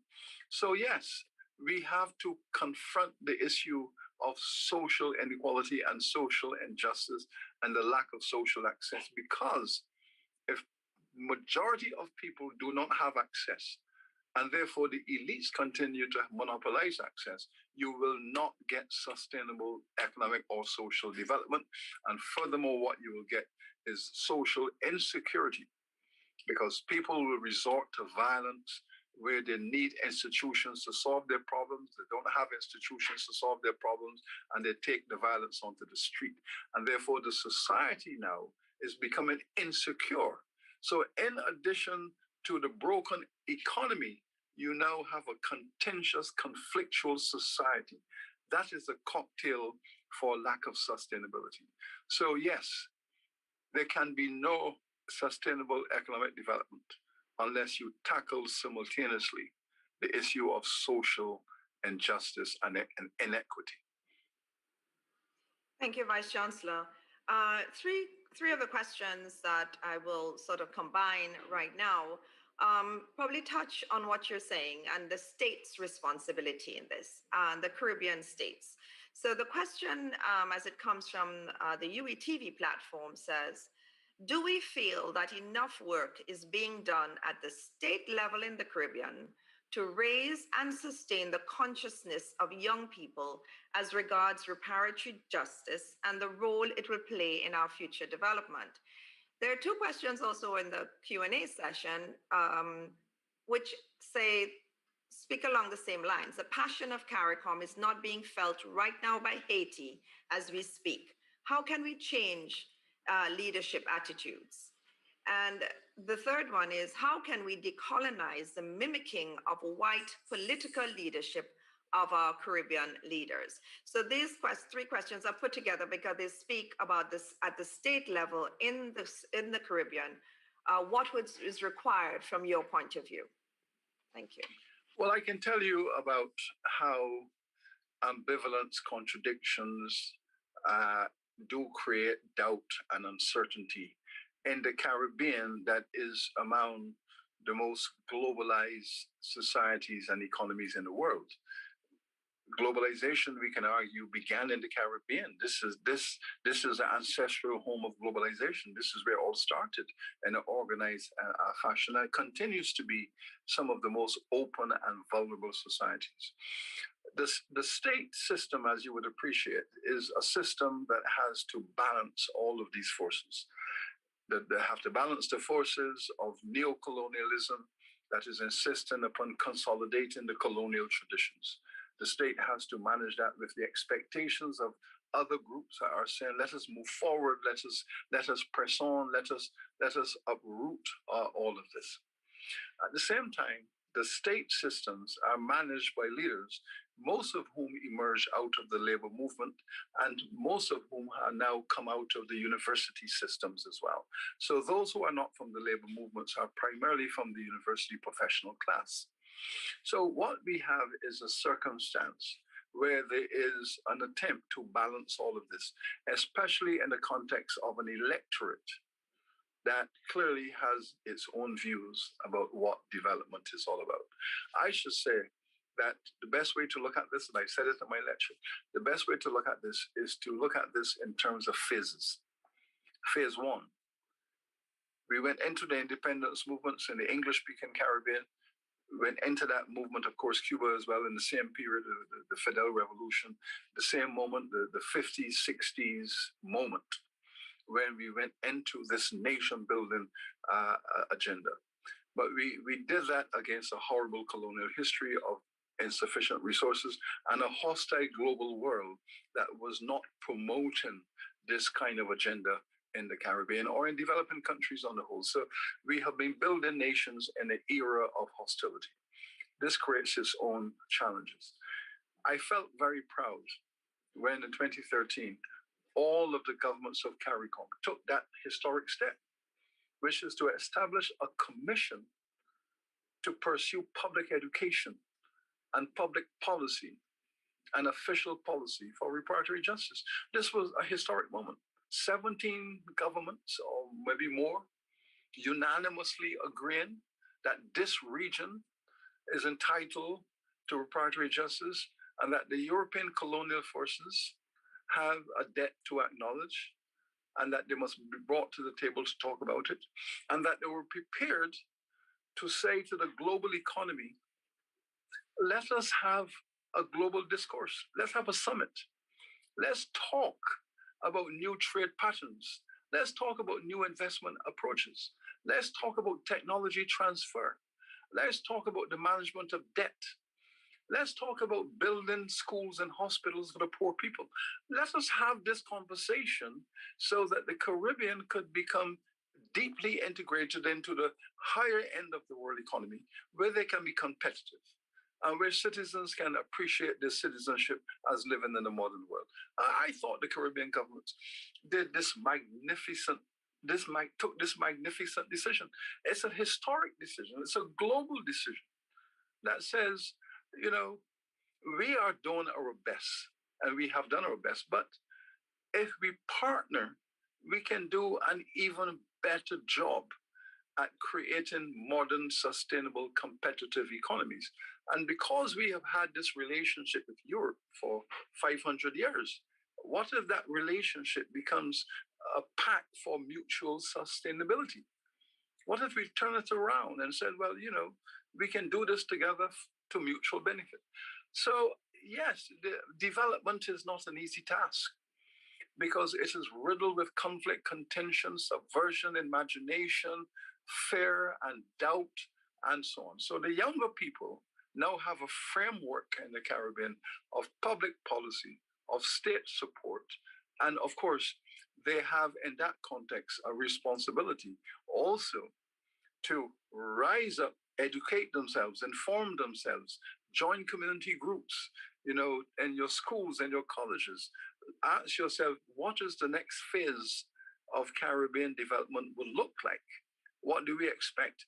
In 1948, at the conference in Montego Bay, all of the islands that came together said, number one priority, slum clearance. Let us clear up the slums of the region. The people should not be living in the mid-20th century in these horrible environments that we've inherited from colonization, where workers were thrown into these terrible, terrible environments to live. Let's clean it up. 60% successful, but there's still 40% of the work to be done. Slum clearance is still a big issue. There are millions of people in the Caribbean who are living in environments that are not fitted for human beings in the 21st century. How do we renew our energy to go back to those conversations?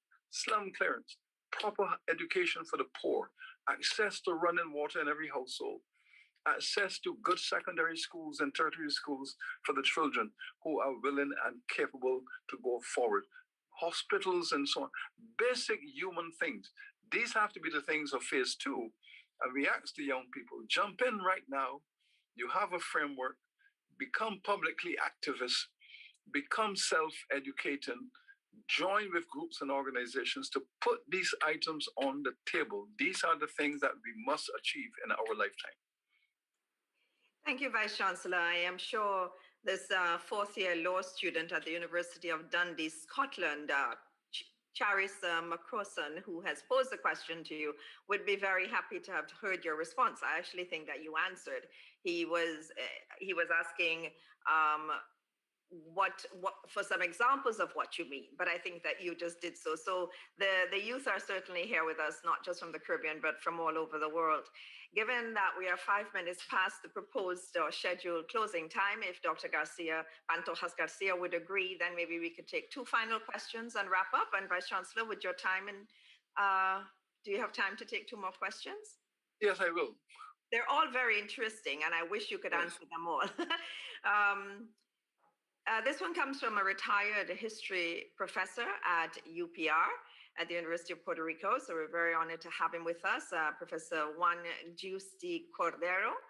And he says that one of the many ironies that the reparations issue brings up, or should, is the payment of large reparations to slaveholders in Britain, France, and Spain at the time of emancipation.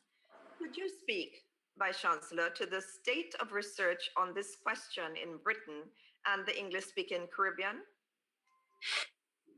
Well, a tremendous amount of work has been done and is ongoing. A tremendous amount of work from various scholars and groups.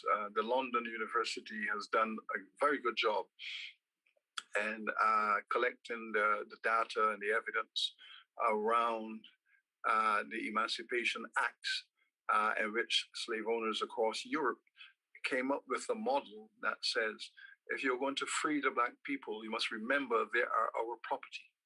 And if you want to free them, you're freeing our property. You're taking away our property from us by legislation. And therefore, you have to compensate us for taking away our property. And that became the fundamental basis of the European concept of emancipation, giving the enslaved people legal freedom within the context of returning their own personal market value to their owners. And thus the model that was rolled out in the mid-19th century and Europe, all of them adopted the same approach. The Black people themselves were not seen as subject to compensation. They made the claim. In all of these cases, there was representation, either directly or indirectly, where the enslaved were saying, we had our labor stolen from us. We had for generations and families, lifelong in case of individuals, our right to our property and our labor was stolen from us, and we are entitled to restitution. The European parliaments took a view that the enslaved people should be grateful that they were receiving legal freedom and that they had no right over their own labor. So those were the kind of contradictory arguments that were used. But what is now clear is that all of those arguments have been rejected.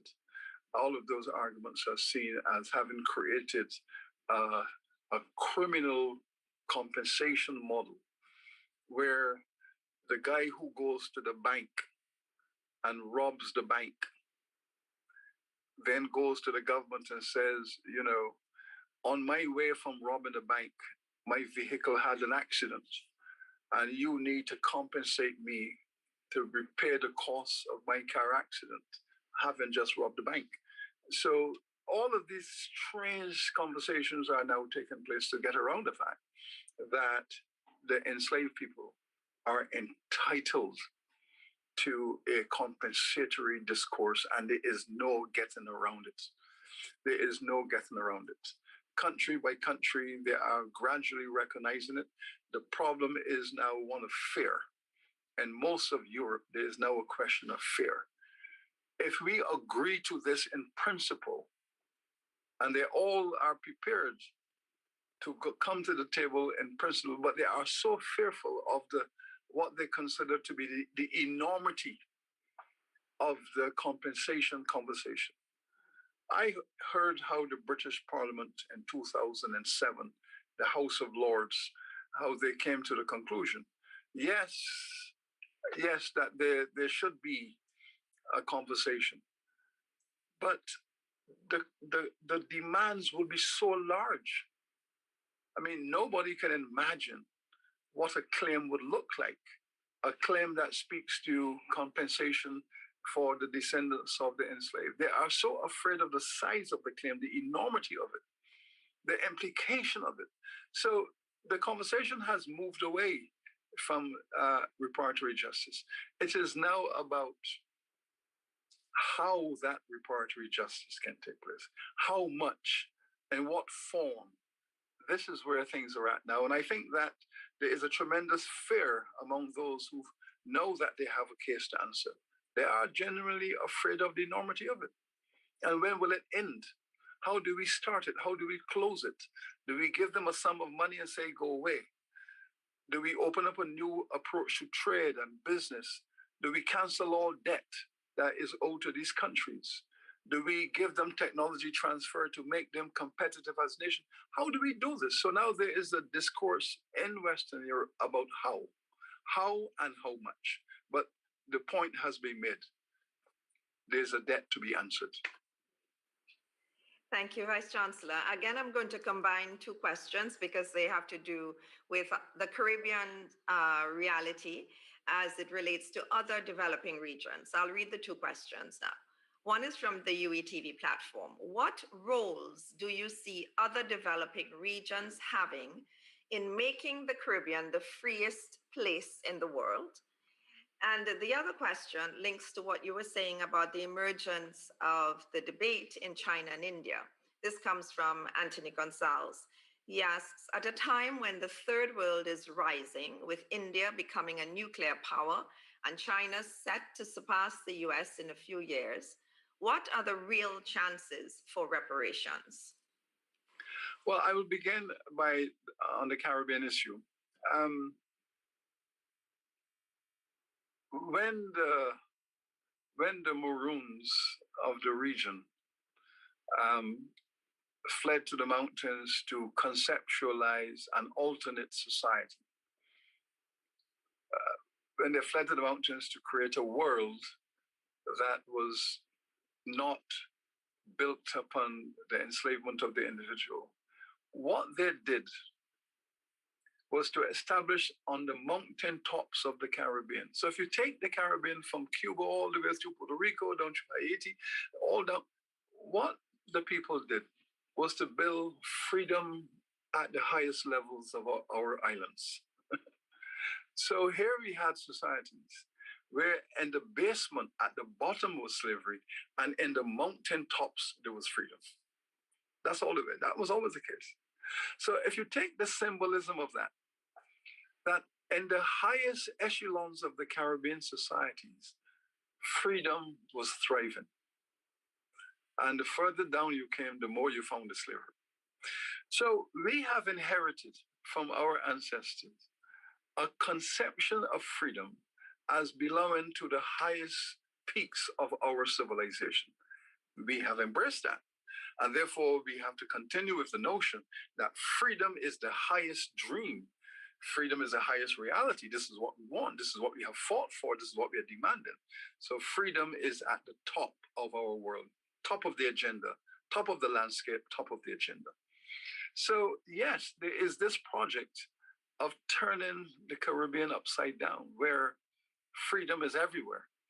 And we are insisting that this Caribbean world that has known genocide and slavery like no other, this Caribbean has to be the global representative of freedom. So that anywhere in the world, when you hear the word Caribbean, you think freedom. One way or another, that's what you think. And that's what we're trying to achieve in our world. People enjoying freedom. Freedom. Now, note what happened in the 1940s and 50s. Britain, Europe, they had two groups of colonies.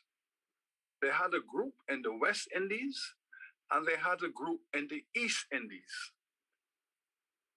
And the East Indies was India and Singapore and Burma and all of the other major countries in Southeast Asia. And the Caribbean, there were these islands and continental spaces. The West Indies called for a reparations plan to enter their independence, and they were denied. The East Indies called for the same thing, exactly the same thing. They're all Sri Lanka, what was then Ceylon, India, Sumatra, Burma, all of them asked for a development plan to take them into independence. And they were given that plan. The British government met with them in Ceylon.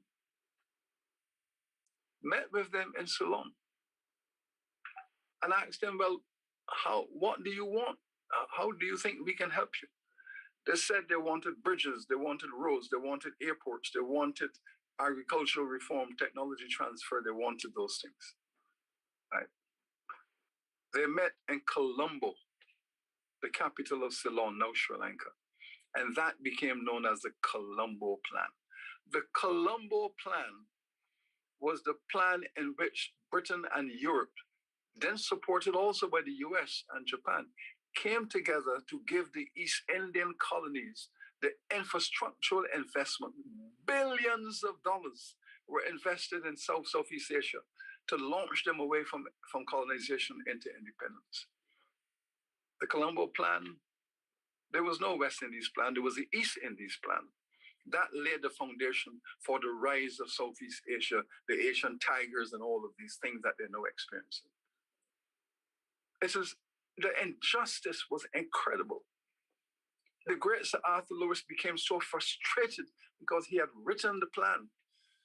Couldn't understand why the Europeans are giving the East Indies what they want and they're giving the West Indies, because the West Indies had come out of slavery and they had contempt for Black people. They had deep, visceral contempt for Black people and could not sit with them to give them a development strategy. But they had gone to Asia, Southeast Asia, and they have seen that even though they could colonize the people, they have seen the infrastructure of an old community, people who they have respect for. They already had universities, they already had various things, and they could identify with the Asian people, and they gave the Asians the massive investment, and Asia rose. The West Indies, contempt. Africa, contempt.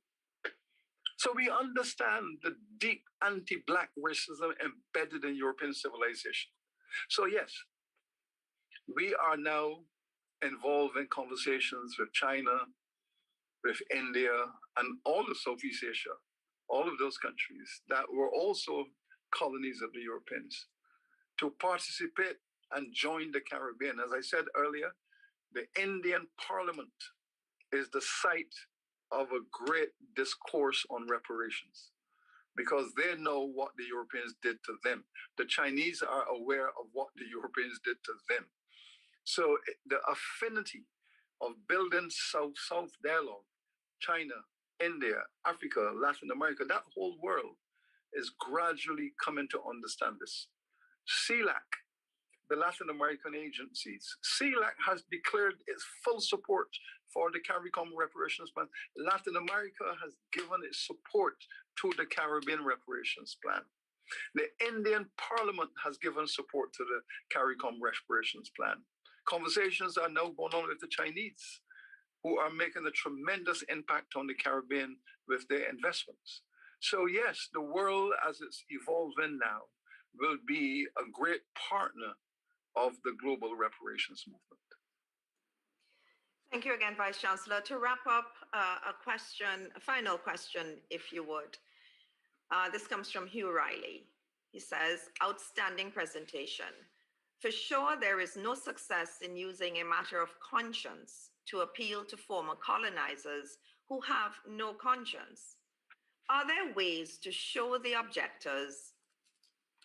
Oh my goodness, my screen has jumped. I see the drift. I see the drift.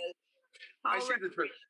Would benefit the whole society, including their own communities. Thank you. Yes, and that is the question. When Europe was going headlong into the colonization and the genocide of the native people of the Caribbean, when they were going headlong into the search for economic growth by enslaving people and extracting the wealth from their labor for their own benefit, at each moment along that journey, there were people in Europe who were saying that this is wrong, that the colonization agenda that has led to the decimation of the native people, this notion of taking African peoples out of their continent, transporting them across an ocean to use their labor to extract wealth for national development, this is wrong. The persistence for 300-400 years of this enslavement structure, there were people who were writing about it, speaking about it, saying it was wrong. But guess what? What we have found in the rise of nations is that the majority of people might very well be opposed to something on the grounds that it is immoral, it is unchristian, it is illegal, it is unjust, whatever the argument they are using. But there is always an organized majority who controls the state, and they are the ones who say, this is in the national interest. It is who gets to define what is the national interest. And those groups historically were able to brush aside the objectors, brush aside people who said this is all immoral, those who said it was unchristian, those who said it was wrong, brush them aside and assert their group interests as the national interest. And when a group is able to capture the state and define the national interest and their interests as one and the same, what you're looking at is the rise of a totalitarian culture. And this is really what happened in Europe. I do not believe that the majority of people in Europe ever supported genocide and slavery. It was put to them as a national interest and they went along with it. Some of them benefited because they could see the benefits coming home to them. But that's what we're faced with again. We're faced with the same situation in our moment in time.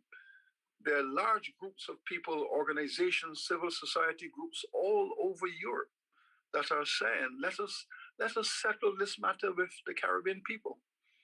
Let us have an engagement with them. Let us talk about these things. But you have that small group that says, no conscience, no emotion.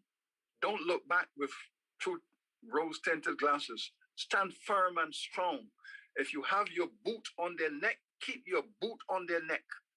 Don't let up. That group of people, when that minority controls the state, that is what we're looking at. Hostility. If, however, the majority of people who say, let us look at history differently, let's have a different approach. If you can get those people, work with them to take control of state policy, then you can have a change of tactics. So you don't give up. You don't say that the colonizers are basically a bunch of ironclad people and they have no immorality, they have no sense of justice. It is complicated. We work with civil society, we work with the majority, we've worked with those people, and we try our best to form intellectual and strategic alliances to shift policy directions. Thank you. Thank you very much, Vice Chancellor, for your patience and for your erudition, as always, completely enlightening and captivating. I do have to apologize to any of those who have asked questions today that may not have been answered precisely how you asked them, but I'm sure that you leave this lecture in honor of our leaders and founders of the Institute for Caribbean Studies, Professors Lewis, with a lot of information, new information, and sufficient to give direction to what you have asked. Indeed, Vice Chancellor, I think we have all heard your very strong pronouncement and even probably in a sense a charge to all of us in the Caribbean that we are now the advocates of freedom and justice. And we require a journey, to embark on a journey together, unified and with all of the rest of the world in ensuring reparatory justice for all the peoples whom you have mentioned, who have been ravaged, who have been disenfranchised and enslaved all over the world. It has been certainly a tremendous honor for the Latin American Caribbean Center at the University of the West Indies to have been invited to partner with Dr. Emilio Pantojas and the Institute of Caribbean Studies at the University of Puerto Rico in staging this very, very important memorial lecture on this invaluable, I mean, there are no words to describe how important the topic of reparatory justice is to our world now, perhaps more than ever. And so I must thank you, Dr. Pantojas, for the invitation. It has been our pleasure. On behalf of Vice Chancellor Beckels, I also extend a very warm and sincere thank you to President of the University of Puerto Rico, Dr. Luis Ferraro Delgado, for joining us today, for his commitment to continue working with us. Everyone should know that the University of Puerto Rico and the University of the West Indies will be signing an interinstitutional memorandum of understanding for very specific kinds of cooperation that will advance our moral charge in higher education, Vice Chancellor, to bring justice to the people of our shared Caribbean region. I would also like to acknowledge, and with thanks, our two commentators, Professor Verene Shepherd and Professor Mayra Santos Febres from UPR,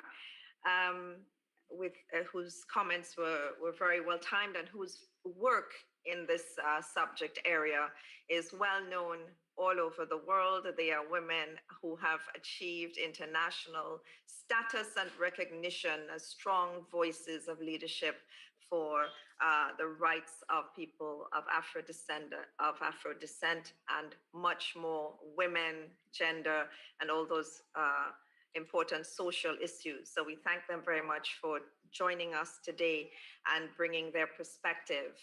And last but in no way least, by no means, my dear friend and colleague, Dr. David Lewis, thank you for your remarks at the beginning, for centering our conversation in this memoriam to your very cherished and honored late parents. So with that, Dr. Pantojas, I hand back to you. Of course, I also have to thank UETV and our behind-the-scenes collaborators. Thank you for everything. Pleasure. Thank you very much, and I am very pleased because I am left with I am very pleased to have lived this interesting time. The Chinese said there is a curse, a Chinese curse. May you live an interesting time. But I consider it a blessing because listening to Sir Hilary, what I have heard is the Caribbean was the fulcrum of the empire building of the Europeans. Then we were the fulcrum of revolution when when the Cuban Revolution happened in the 60s. And now we are becoming the fulcrum of a new paradigm, the paradigm of reparation. As Professor Beatriz Rivera called it, it is a reset, but it is more than a reset. It is a paradigm shift because humanity has reached a point where the civil society has the power to confront the state, perhaps not on an equal basis because they still control the military, but we have the moral high ground and we shall use it. So I thank you, Sir Hilary, for bringing us this new understanding on where we're at in the 21st century and where we're at in the Caribbean. We're back again as the fulcrum of a movement for change, and we can change humanity. Thank you very much. Thank you to all of our friends and the people who have made this infrastructure possible. I want to recognize Juan Astacio from the Dominican Republic, my assistant, for working hardly, for toiling incessantly to make this a success. And I want to thank you all for your friendship and collaboration. And I look forward to our future exchanges between UE and UPR.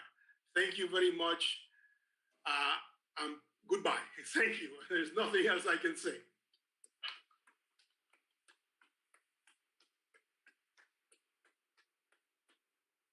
Have a good evening. Hasta pronto. Hasta pronto. Thank you. Cheers. Thank you all. Be well.